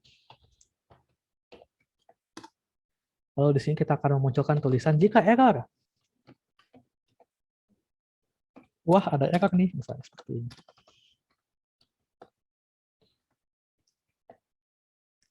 Sekarang kita coba jalankan. Teman-teman, name ini masih tetap belum kita deklarasikan. Harusnya kan otomatis bakal ada error dong. Ya seperti ini lagi errornya begitu. Karena ya name ini masih error. Karena ya kita memberikan output atau memunculkan sesuatu yang memang belum ada. Belum dideklarasikan gitu. Ini adalah variabel yang sistem nggak pernah ngebaca itu. Sekarang kita coba eksekusi. Nah, jika kita menggunakan exception ini, maka kita akan tahu nih bahwa oh ada error nih gitu. Tapi nggak akan frontal banget gitu. Dan ini sebenarnya akan jauh lebih enak kalau saya praktekkan pada sebuah aplikasi sebetulnya. Cuman sayangnya saya nggak lagi ada di PC saya sendiri, ini ada di komputer orang lain. Ketika misalnya pada aplikasi gitu ya teman-teman, bayangin kalau misalnya errornya tuh dalam teks seperti tadi, frontal kayak tadi. Sedangkan kalau misalnya menggunakan try exception seperti ini, error handler yang seperti ini, maka kita bisa aja memunculkan yang lain. Misalnya kita munculkan label error gitu. Label warning kan seperti itu. Itu lebih user friendly gitu. Ditambah sebetulnya ya tanpa kita berangkat terlalu jauh ke penggunaan juga sebetulnya kita juga akan lebih mudah memahami error itu sebetulnya. Seperti itu teman-teman. Nah, sekarang coba kita komplikasikan lagi errornya gitu. Kita coba buat errornya ini bisa lebih macam-macam lah gitu. Errornya bisa lebih lebih kompleks. Kita menggunakan loop while. Saya bikin kode yang baru aja. Menggunakan loop while seperti ini. While true sama aja kayak ini sebetulnya teman-teman. Sama aja kayak ini. Ya juga sebetulnya tuh hasilnya bakal true atau false gitu ya. Di mana tadi kan udah saya ceritakan selama dia itu adalah true, maka ini akan terus-menerus berjalan gitu. Jadi ekspektasinya ini akan terus-menerus berjalan teman-teman, nggak akan pernah berhenti kecuali saya perintahkan untuk berhenti dengan menggunakan statement lain, break namanya atau nanti ada. Nah, Kita coba buat sebuah variabel namanya angka misalnya. Angka 1 sama dengan integer input masukkan angka. Seperti ini. Nah, ini coba saya ceritakan dikit ya. Integer ini sama seperti string yang sebelumnya saya ceritakan. Wah, ini kayaknya udah keburu kehapus tadi. Jadi integer ini sebetulnya sama seperti fungsi str yang sebelumnya, namun integer ini adalah untuk mengkonversi nilai menjadi integer ya, ingat ya. Jadi str mah mengkonversi menjadi dari suatu nilai menjadi string, integer mah mengkonversi suatu nilai menjadi integer, seperti itu. Kalau misalnya kita tuh punya angka, tapi sebetulnya bentuknya tuh teks gitu. Nah, dia bisa dikonversi menjadi integer. Padahal sebelumnya itu teks begitu. Nah, itu adalah fungsi-fungsi untuk mengkonversi nilai menjadi tipe data nilai yang lainnya. Teman-teman baru akan mungkin merasakan betapa perlunya gitu untuk mengkonversi sebuah nilai, sebuah data ketika nanti teman-teman udah mulai masuk ke implementasi yang sesungguhnya. Saya personally belum pernah menggunakan fungsi konversi yang lainnya sebetulnya. Tapi integer dan string ini yang paling banyak dijumpai. Terutama ketika saya menggunakan Python untuk bikin server API backend buat aplikasi saya juga banyaklah menggunakan fungsi konversi seperti ini. Nah, maksud dari fungsi ini, terus dalamnya ini ada fungsi baru, fungsi lainnya itu adalah input, artinya apapun yang kita inputkan ke situ harus sebuah integer, harus sebuah angka numerik. Kalau enggak, dia bakal error gitu. Dia nggak akan memunculkan output yang diinginkan gitu. Dia bakal error. Kalau kita memasukkan tes ABCD, nama, halo dan lain sebagainya yang mana itu tuh pastinya string, dia nggak akan mungkin nggak error gitu. Dia pasti bakal error. Sehingga ekspektasinya ini yang akan menyebabkan error nih teman-teman. Begitu ya. Jadi kita harusnya memasukkan integer, kalau kita benar kan masukin angka, masukin nomor, maka ya dia nggak akan error. Tapi kalau kita memasukkan yang bukan nomor, apalagi masukin yang lebih rumit seperti list seperti ini gitu ya, dia pasti bakal error gitu. Itu adalah sumbernya. Nah, sekarang kita coba berikan penanda kapan while yang tidak akan selesai ini karena terus ya. Kapan while yang akan berulang terus-menerus ini akan selesai? Jika dia ini diberi seperti ini. Nah, sekarang kita coba masukkan ke dalam try exception. Try, gitu ya, kita masukkan ke sini. Lalu accept. Terus kita coba definisikan exception-nya. Exception. Accept salah tulis y. Exception as x gitu misalnya seperti itu. Nah, jika error dia akan memunculkan apa sih sebetulnya masalahnya tuh? Kenapa sih kok ada error gitu? Apa sih gitu? Dia akan memunculkan x. Yang mana x ini adalah error exception-nya. Seperti itu. Nah, sekarang kita coba memunculkan jika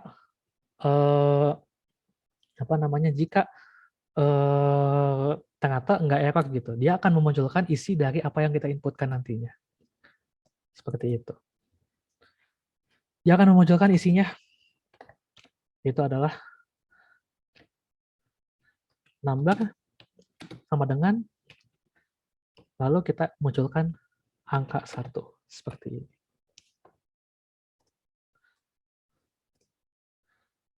Nah, lalu kita coba eksekusi. Coba ya sama kita. 54 misalnya. Nggak error. Karena 54 emang benar sebuah angka. Sebuah integer. Sehingga akhirnya ya ketika dikonversi menjadi sebuah integer, dia mau gitu, dia nurut gitu. Dan gimana kalau kita coba masukkan nama misalnya Rini gitu, misalnya seperti itu. Nah, dia apa namanya?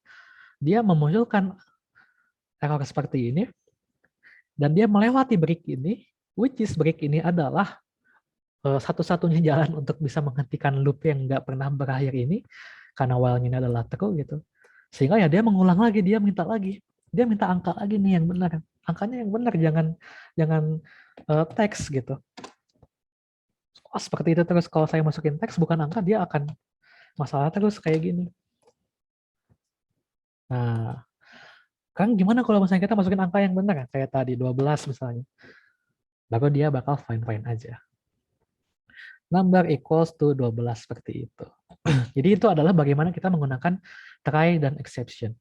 Nah, teman-teman, mungkin sebetulnya kalau try except ini ya mungkin semuanya juga sebetulnya, tapi try except ini akan sebetulnya membingungkan sih kalau untuk penggunaannya, karena ini nggak akan, kalau secara mah nggak akan terlalu kerasa gitu ya teman-teman. Jadi anggap ini sebagai pengenalan aja. Nanti teman-teman ketika udah mulai masuk mengolah dataset, main di Kaggle, berlomba dengan yang lainnya, kelompok yang lainnya, teman-teman pasti bakal mulai menggunakan try exception ini supaya teman-teman bisa lebih lebih mengenal, lebih tahu, lebih mudah untuk mendeteksi error seperti apa yang teman-teman dapatkan gitu. Seperti itu. Nah, itulah untuk try dan except ini gitu. Kalau di saya pribadi, menggunakan try except ini sebetulnya lebih banyak untuk mendeteksi error ketika saya melakukan request kepada database, sebetulnya tuh ada yang meminta semacam dataset lagi lah gitu. Jadi teman-teman juga akan mengalami itu. Oke, kita lanjut aja ke yang selanjutnya, materi yang lanjut. Takutnya nggak cukup waktunya nih ya. Try exception ini ada finally juga nih. Jadi finally ini sebetulnya ya dia itu mengeksekusi kode yang ada dalam finally ini ketika dia sudah memastikan semua ini, apakah ada error atau tidak gitu. Seperti itu. Nah, kita langsung masuk ke fungsi dan metode. Nah, ini bagi saya ini sesuatu yang penting banget sebenarnya teman-teman. Jadi saya baru-baru masuk ke sini. Kita mulai dari fungsi dulu.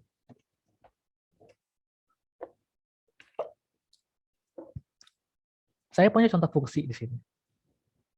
Ini adalah fungsi untuk bisa menemukan faktorial dari angka yang kita masukkan, teman-teman. Misalnya, kita coba buat ya, kita langsung masuk ke coding. Teman-teman akan mengenal bagaimana membuat fungsi untuk bisa mempermudah atau merapikan proses yang kita inginkan gitu. Yang mana akan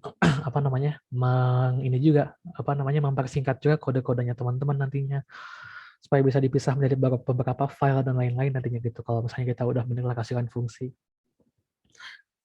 Nah, sekarang kita coba buat faktorial seperti tadi. Pertama, kita buat dulu fungsinya. Bagaimana membuat fungsi? Kita deklarasikan menjadi dengan menggunakan statement def seperti ini. Lalu faktorial, lalu 6, seperti ini. Jadi ini adalah bagaimana kita mendeklarasikan sebuah fungsi ya. Ini adalah fungsi ini define gitu ya, define begitu, definisi. Lalu kita namakan fungsinya sebagai faktorial. Lalu kita memberikan di sini ada namanya parameter. Nanti kita akan mengenal apa itu parameter. Nah, sekarang kita akan coba untuk membuat dua variabel seperti ini. Kalau kita buat sebuah loop ya, for loop, for in dengan menggunakan range. Di sini kita menentukan awal dari pengulangannya, gitu dari angka 1 hingga 6, atau dari angka yang nanti akan kita berikan gitu, dari angka 1 sampai ke angka yang nanti akan kita berikan. Selama pengulangan for ini, kita akan mengeksekusi pertama mengganti nilai store menjadi 6 min index, lalu times, ini mudah-mudahan teman-teman sebelumnya udah paham tentang Korea atau mungkin belajar di rumah, times sama dengan times juga kali store, seperti ini. Nah, sekarang kita balik lagi keluar dari for-nya, lalu kita coba berikan return supaya fungsi ini bisa mengembalikan sebuah nilai. Return times, kita akan membalikan times. Lalu sekarang kita akan menggunakan fungsinya print faktorial, seperti ini ya, karena namanya memang faktorial kan. Print faktorial, lalu kita berikan angka 5, seperti ini. Sekarang kita coba. Faktorial 5 adalah 120. Nah, ini udah bekerja, teman-teman. Kita ganti lagi. Faktorial 7, berapa? 5040, begitu. Jadi kita berusaha untuk mencari nilai faktorial dari sebuah angka. Seperti itu, teman-teman. 12, wah ini berapa ya, nggak tahu nih. Wah, berapa ya ini ya? Gede lah pokoknya. Jadi itu adalah bagaimana kita membuat fungsi yang mana di sini contohnya adalah menggunakan faktorial.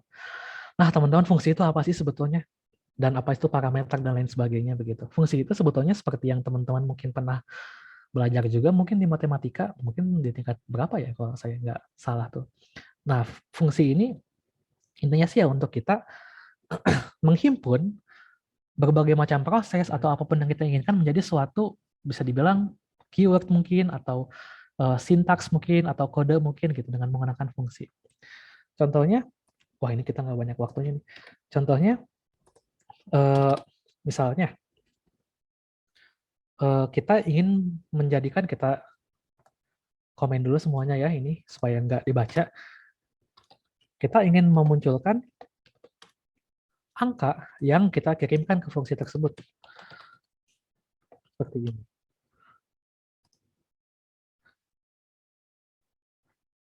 Ada error ternyata. 6 is not defined. Kita tambahkan angka yang real ya, saya salah. Nah, seperti ini. Kita nggak menuliskan print di bawah ini.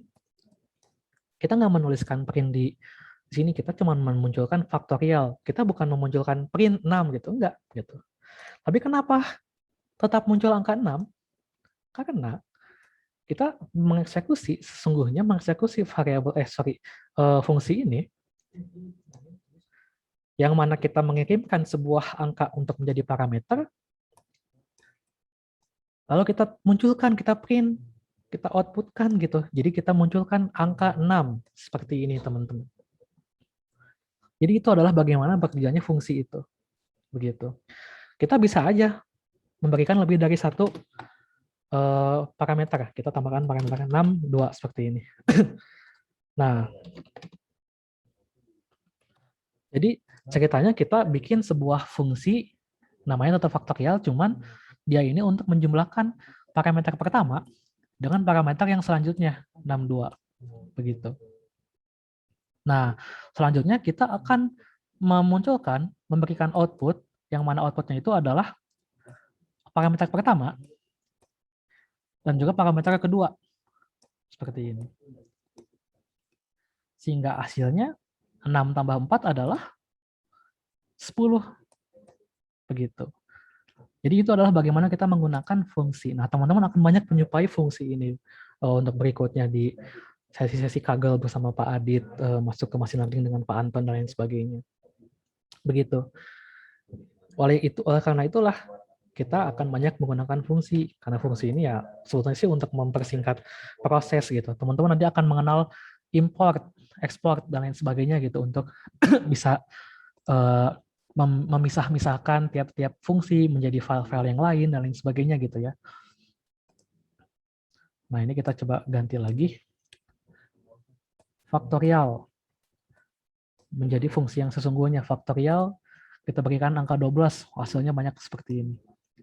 Ini adalah fungsi faktorial, ini saya coba bikin sendiri, dan pada fungsi ini, ini kalau dibahas lagi bakal panjang lagi nih teman-teman.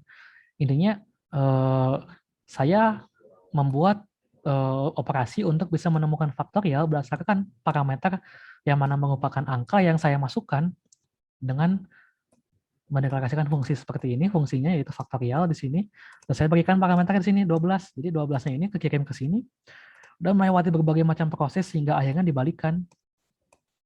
Dan ternyata hasilnya adalah ini. Hasil faktorial dari 12. Ganti 5, hasil faktorial dari 5, 120. Ganti 6 misalnya. Hasil faktorial dari 6, berapa? 320. Seperti itu, teman-teman. Jadi itu adalah bagaimana kita dalam membuat atau menggunakan fungsi.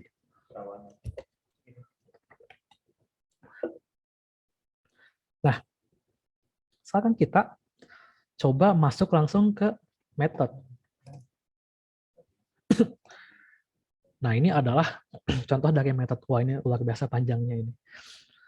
Maka dari itu saya sudah menyiapkan kode yang sudah saya coding sebelumnya, supaya nggak lama-lama nih. Gini, teman-teman. Metode ini sebetulnya bisa dibilang fungsi yang mana dia itu berkaitan atau dikaitkan dengan sebuah kelas gitu ya, teman-teman, atau sebuah objek seperti itu. Misalnya, ini saya sudah ini sebelumnya. Nah, ini saya sudah punya rangkaian dari bagaimana menggunakan metode di sini. Kita coba eksekusi dulu. Di sini dia memunculkan output yaitu adalah 37. Mengapa demikian? Karena teman-teman, metode itu adalah sesungguhnya fungsi yang mana dia itu ada di dalam sebuah kelas, kalau saya menyebutnya itu, atau objek seperti ini. Nah, untuk membuat kelas ini sebetulnya hampir mirip seperti fungsi ya. Namun kelas ini itu seperti memiliki bisa dibilang tingkatan yang lebih tinggi lagi, di mana dia itu akan consist atau terdiri dari fungsi-fungsi yang kita buat juga seperti ini. Misalnya saya di sini membuat fungsi add, fungsi minus, fungsi times, dan fungsi divide.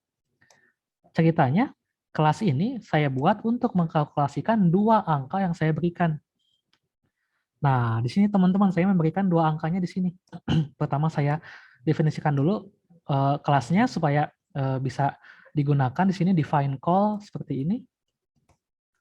Lalu saya ambil kelasnya calculate dan saya berikan parameter 22 dan juga 15. Seperti ini. Nah, selanjutnya saya kirimkan parameter ini, angka ini masuk kepada fungsi init. Ini ya, underscore init underscore seperti ini. Di mana dia memiliki sebuah parameter default namanya self untuk mendefinisikan fungsi parameter tersebut supaya bisa digunakan khusus pada fungsi itu pada metode ini, pada kelas ini. Di sini saya mendefinisikan parameter pertama 22 ini menjadi self 61 dan parameter kedua angka 2 yaitu adalah 15 menjadi self 62 angka 2 seperti ini. Nah, sisanya saya tinggal menggunakan saja fungsi manapun yang saya ingin gunakan. Saya membuat fungsi add, minus, times, dan juga divide. Seperti ini. Misalnya saya mau menggunakan fungsi times. Artinya nantinya dua-dua ini akan dikalikan dengan 15. Coba teman-teman.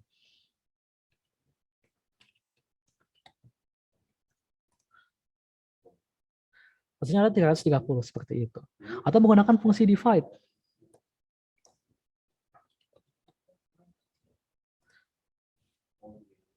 Hasilnya adalah 1,46666 dan seterusnya. Begitu. Menggunakan minus misalnya, kita coba untuk sekali lagi. Maka hasilnya akan menjadi 7 gitu, karena 22 kali 15 sama dengan 7 seperti itu. Jadi itu adalah bagaimana kita menggunakan metode gitu ya. Nah, metode ini sebetulnya lebih tepatnya adalah di bagian fungsi yang ada pada kelas ini gitu. Ini adalah metodenya teman-teman. Seperti itu.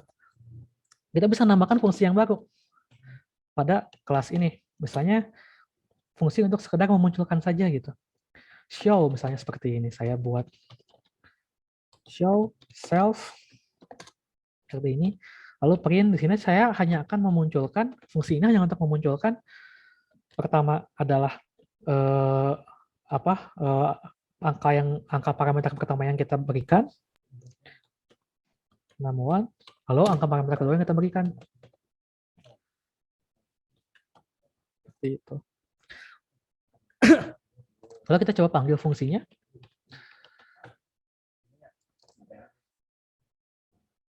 Nah, seperti ini. Ini kita coba buat fungsi yang baru untuk memunculkan saja. Pertama adalah parameter pertama, ini ya, parameter yang ini. Dan yang kedua adalah parameter yang ini. Seperti itu. Lalu kita coba gunakan fungsi ini atau metode ini. Itu adalah define call titik show seperti ini. Nah, begitu teman-teman. Nah, sayangnya sebetulnya waktunya nggak terlalu banyak nih. Nah, sebelum masuk ini, saya mau ngobrol dikit. Teman-teman, saya yakin mungkin, apalagi bagi yang belum pernah coding ya, sebetulnya kalau bagi kalian mungkin ada yang malah udah lama megang Python, mungkin ada yang malah lebih sebetulnya. Tapi bagi teman-teman yang mungkin belum pernah sama sekali, saran saya coba terus coding terus gitu. Sama kayak tadi sarannya dari Kak Ino, teman-teman harus sering-sering coding, harus sering-sering programming, sering-sering mencoba begitu. Coba cari-cari tutorial dari boleh dari YouTube, boleh dari Google, dari manapun gitu. Lalu teman-teman coba tutorialnya itu. Seperti itu. Itulah satu-satunya jalan supaya teman-teman bisa cepat dan bisa mengikuti gitu, karena nanti tantangannya bakal besar gitu ketika masuk kepada machine learning. Tapi teman-teman pasti bisa sebetulnya kalau teman-teman mau belajar, teman-teman mau mencoba terus begitu. Materi-materi pertemuan ini lebih tepatnya atau mungkin materi sebelumnya, teman-teman mungkin masih banyak yang bingung nih. Tapi alhamdulillah kalau misalnya teman-teman udah nggak bingung sebetulnya. Nah, tapi meskipun ada yang masih bingung, saya sarankan selepas dari pertemuan ini teman-teman juga belajar juga di rumah, mengulang-ulang terus. Boleh baca modul-modul saya atau sekedar menjadikan materi-materi ini, judul-judul materi ini sebagai keyword teman-teman buat mencari lagi di internet, di Google dan lain sebagainya.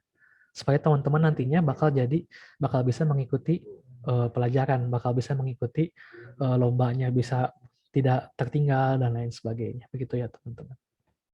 Itu saran saya banget dan itu harus teman-teman, jangan sampai enggak. Jadi harus mencoba terus gitu.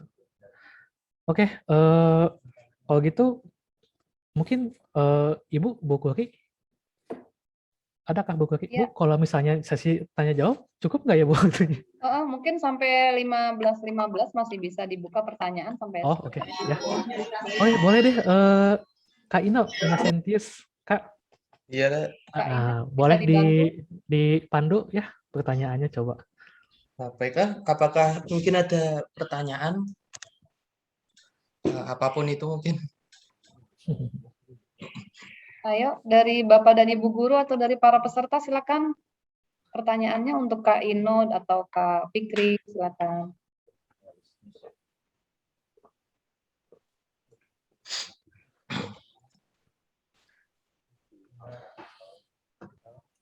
Ada pertanyaan dari SMK 1 dari Pak Amrul, Pak. Silakan dijawab Kak Fikri atau Kak Ino. Dalam lombanya, Kak Ino gimana tuh pengalaman kamu? Koneksi ke database, maksudnya gimana ya? Karena datanya itu dari Kaggle sendiri. Kalau mau cari sendiri juga boleh sebetulnya. Entah itu mau ngambil dari database siapa atau mana, boleh sebetulnya. Tergantung peraturannya sebetulnya. Jadi ada peraturan yang memperbolehkan nyari data eksternal, ada yang cuma data internal sepertinya. Data frame. Iya. Ya, jadi seperti itu. Jadi mungkin tergantung peraturannya. Jadi kalau mau nyari data eksternal ada silahkan. Kalau enggak sudah tidak masalah. Sudah disediakan sama Kaggle-nya. Seperti itu. Iya. Matang statistika sebetulnya mungkin enggak sih ya. Kalau saya mungkin ke modelnya, soalnya kalau di statistika sebetulnya bisa sih. Jadi ada yang menjelaskan statistika doang, tapi saya kurang paham algoritma penghitungan nilai dan peringkatnya. Cuman sepertinya fokusnya ke model algoritmanya. Aduh, saya kalau mau data science betul SQL emang harus diasah karena suruh ngambil database sendiri sebetulnya. Jadi biasa SQL-nya, dan itu salah satu yang sebetulnya mungkin yang paling penting selain Python sih. Angka 2 are of random datanya ada di indeks. Gimana untuk Kak Devia dan Kak Muhammad Sami, saya bingung nganunya sih, apa bayangkannya. Jadi maaf ya, mungkin dicoba-coba lagi. Untuk materinya mungkin kan belum kurang maksimal, ya kurang maksimal, kurang karena durasi juga. Mungkin jam 7 saya bebas sih. Apa mungkin saya buat kelas mentoring, bukan kelas mentoring sih, kelas sharing bersama aja. Mungkin Tapi bisa ya, di link Telegram ya, grup Telegram, atau kalau nanti mau ada tambahan setelah nanti Kak Fikri tidak memberikan materi lagi dari tim SMPN 7 Semarang yang sudah masuk ke tingkat internasional, mungkin boleh mengadakan Zoom juga, nanti difasilitasi juga oleh kami, gitu Kak Ins. Ya terima boleh kasih. tuh, wah benar itu, biar bisa jelas. Ya, soalnya kebetulan saya juga ingin melatih public speaking juga sebetulnya. Wah Jadi, hebat Oh hebat iya, hebat. Wah, iya saya jadi sadar diri mutualisme ya. public speaking saya kurang bagus, jadi ingin belajar juga. Jadi, hebat hebat Ino. Iya, baik. Terima kasih. Ada lagi mungkin pertanyaan, silakan open mic atau silakan chat. Masih ada 6 menit lagi. ya kalau untuk yang statistika benar, kalau kalian mau kerja di lapangan, statistikanya harus bagus, jadi bisa kelihatan jelas. Tapi sebetulnya yang paling penting menurut saya adalah analisisnya. Jadi dari data dan statistika tersebut itu kalian bisa mendapatkan insight atau masukan apa yang valuable untuk perusahaan. Jadi daripada fokus ke teknikal atau ya seperti statistika dan lain-lain, saya menyarankan fokus ke analisisnya sebetulnya. Karena itu yang paling penting, dan untuk dapat analisis dari dapat insight itu sering kali sepertinya harus juga baca-baca paper atau baca-baca makalah atau terjun langsung ke lapangan tanya-tanya seperti itu sebetulnya untuk mendapatkan insight. Kalau itu menurut saya ya. Terima kasih Bu Gowri. Mau tanya apa bedanya kelas sama dev?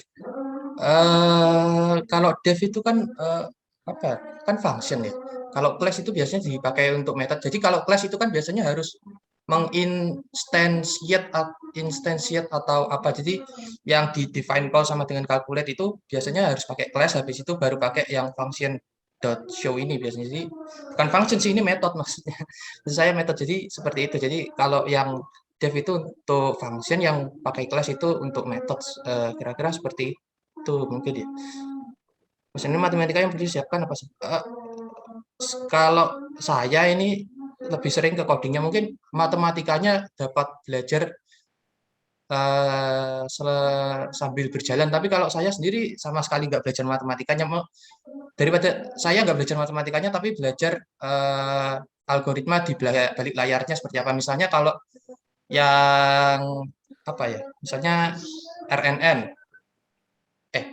recurrent, misalkan saja random forest lah. Random forest itu kan kayak caranya itu super, gimana jelas kan? Jadi kayak super random gitu. Terus kayak sebentar. Yang waktu KNN, astaga kok RNN. KNN itu kan mencari jarak dari yang misalnya dua titik itu terdekat seperti apa, itu nanti ada rumus Euclidean atau Manhattan yang dipakai. Jadi matematika itu sebetulnya untuk apa namanya, untuk fine tuning ya. Tapi fine tuning sebetulnya bisa seperti saya bilang, repetisi pakai fine tuning sebanyak mungkin. Dicoba-coba fine tuningnya pakai Manhattan, terus lift-nya berapa dan lain-lain sebagainya, dicoba-coba aja. Jadi mungkin perlu matematika, tapi proses belajarnya nggak usah kuat matematika dulu, tapi lakukan dulu nanti sedikit-sedikit mungkin paham matematikanya. Tapi menurut saya yang paling penting belajar balik layar algoritmanya itu seperti apa, atau misalkan logistik regression itu kan kalau tidak salah dibagi yang ke kotak-kotak, dibagi per lift seperti itu. Terus yaitu ya kayak random forest itu kayak sebanyak mungkin terus dibagi berapa saya lupa sebenarnya, tapi baratnya super random seperti itu kalau tidak salah. Mungkin nanti saya jelaskan sedikit-sedikit nanti pas jam 7 tentang di balik layarnya sepaham saya sih sebetulnya. Matematis itu dalam library. Nah, iya itu. Jadi sudah dihitungkan matematikanya sebetulnya. Kalau fine tuningnya tinggal dicoba satu-satu nanti liftnya berapa, matematikanya Manhattan atau Euclidean dan lain-lain. Untuk fine tuningnya kalian tinggal baca modul apa namanya dokumentasinya. Jadi misalkan dokumentasi scalar untuk logistic regression, nah disitu kan muncul macam-macam apa yang bisa di fine tuning lah. Di situ dicoba-coba aja semua. Kalau misalnya sebetulnya ada cara pakai namanya grid search itu, tapi entah kenapa kalau saya pakai grid search itu akurasinya nambah sih, cuman kok kalau dilakukan manual bisa tambah lebih lagi. Jadi seperti itu untuk fine tuning. Pandas, terus jelas pandas, terus itu matplotlib juga untuk Terus kalau yang untuk NLP itu biasanya pakai yang apa namanya bertokenizer untuk yang misalnya kalian mau pakai NLM, sklearn juga ya pipipnya seperti itu sih yang umum dipakai. Kira-kira begitu. Apakah ada trik model neural? Aduh, neural network. Anda cerdas sekali, maaf sekali. Tapi saya juga neural network itu lihat kode orang. Jadi kalau dibilang paham sekali, jadi tidak bisa. Wah, saya kalah. Rizky Anugrah. Ini Rizky yang pasti.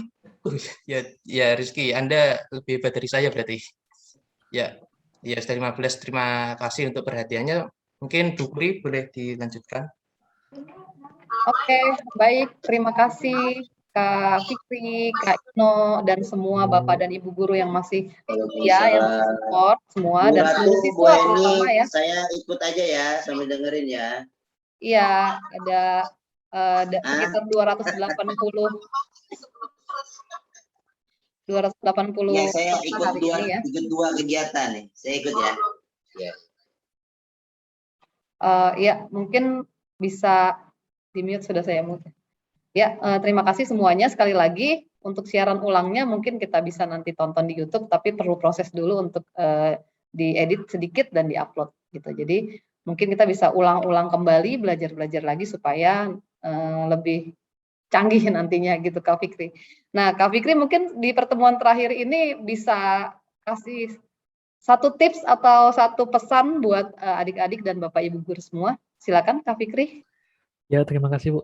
Teman-teman, Bapak dan Ibu, baik lagi ya kalau saran saya seperti yang barusan. Banyak-banyak mencoba, banyak-banyak searching ya sebetulnya, karena coding itu is all about searching sebetulnya. Is all about mencari sendiri, mencari tutorial, dokumentasi dan lain sebagainya gitu. Teman-teman bisa cukup mengetikkan Python di Google, mengetikkan machine learning di Google, dan teman-teman pasti bakal menemukan apa itu clue-nya tuh apa, menggunakan library apa saja begitu kan tadi teman-teman. Dan tips untuk bisa cepat coding secara global sebenarnya secara umum adalah untuk selalu coding. Masuk ke kasus-kasus program-program yang ada, problem-problem yang nyata, dicoba itu, coba diselesaikan, dan teman-teman pasti bisa. Begitu. Terima kasih, Bu. Ya, jadi memang tipsnya selalu begini ya, sama semua ya, hampir sama semua ya, semua programmer mungkin Kak Fikri juga dulu dari awal seperti ini. Tadi ada yang dari dasar baru mengenal programming, baru sekarang ya nggak apa-apa, yang penting kita ada semangat terus, kita ulang-ulang terus, kita it's all about browsing ya Kak Fikri ya. Iya, benar. Terus jangan lupa juga nyelesain atau troubleshooting masalah-masalah yang belum bisa terselesaikan. Nanti ujungnya kalau kalian sudah bisa menyelesaikan masalah itu pasti akan ada yeay gitu ya Kak Fikri. Iya. Pasti akan terjadi gitu. Jadi jangan lupa tetap semangat, tetap belajar terus. Bapak dan Ibu guru yang ada di sini masih support terus semuanya. Ketua timnya juga harus lebih semangat dibandingkan anggota timnya. Itu aja mungkin dari Ibu. Terima kasih Kak Fikri sekali lagi, ilmunya Ya sangat Bu, terima kasih bermanfaat. juga. Terima kasih juga Kak Ino yang sudah jadi tutor teman sebaya hari ini gitu. Nanti kita akan bikin sesi berikutnya supaya teman-teman lain lebih jelas. Terima kasih. Mohon maaf kalau ada kesalahan. Wassalamualaikum warahmatullahi wabarakatuh.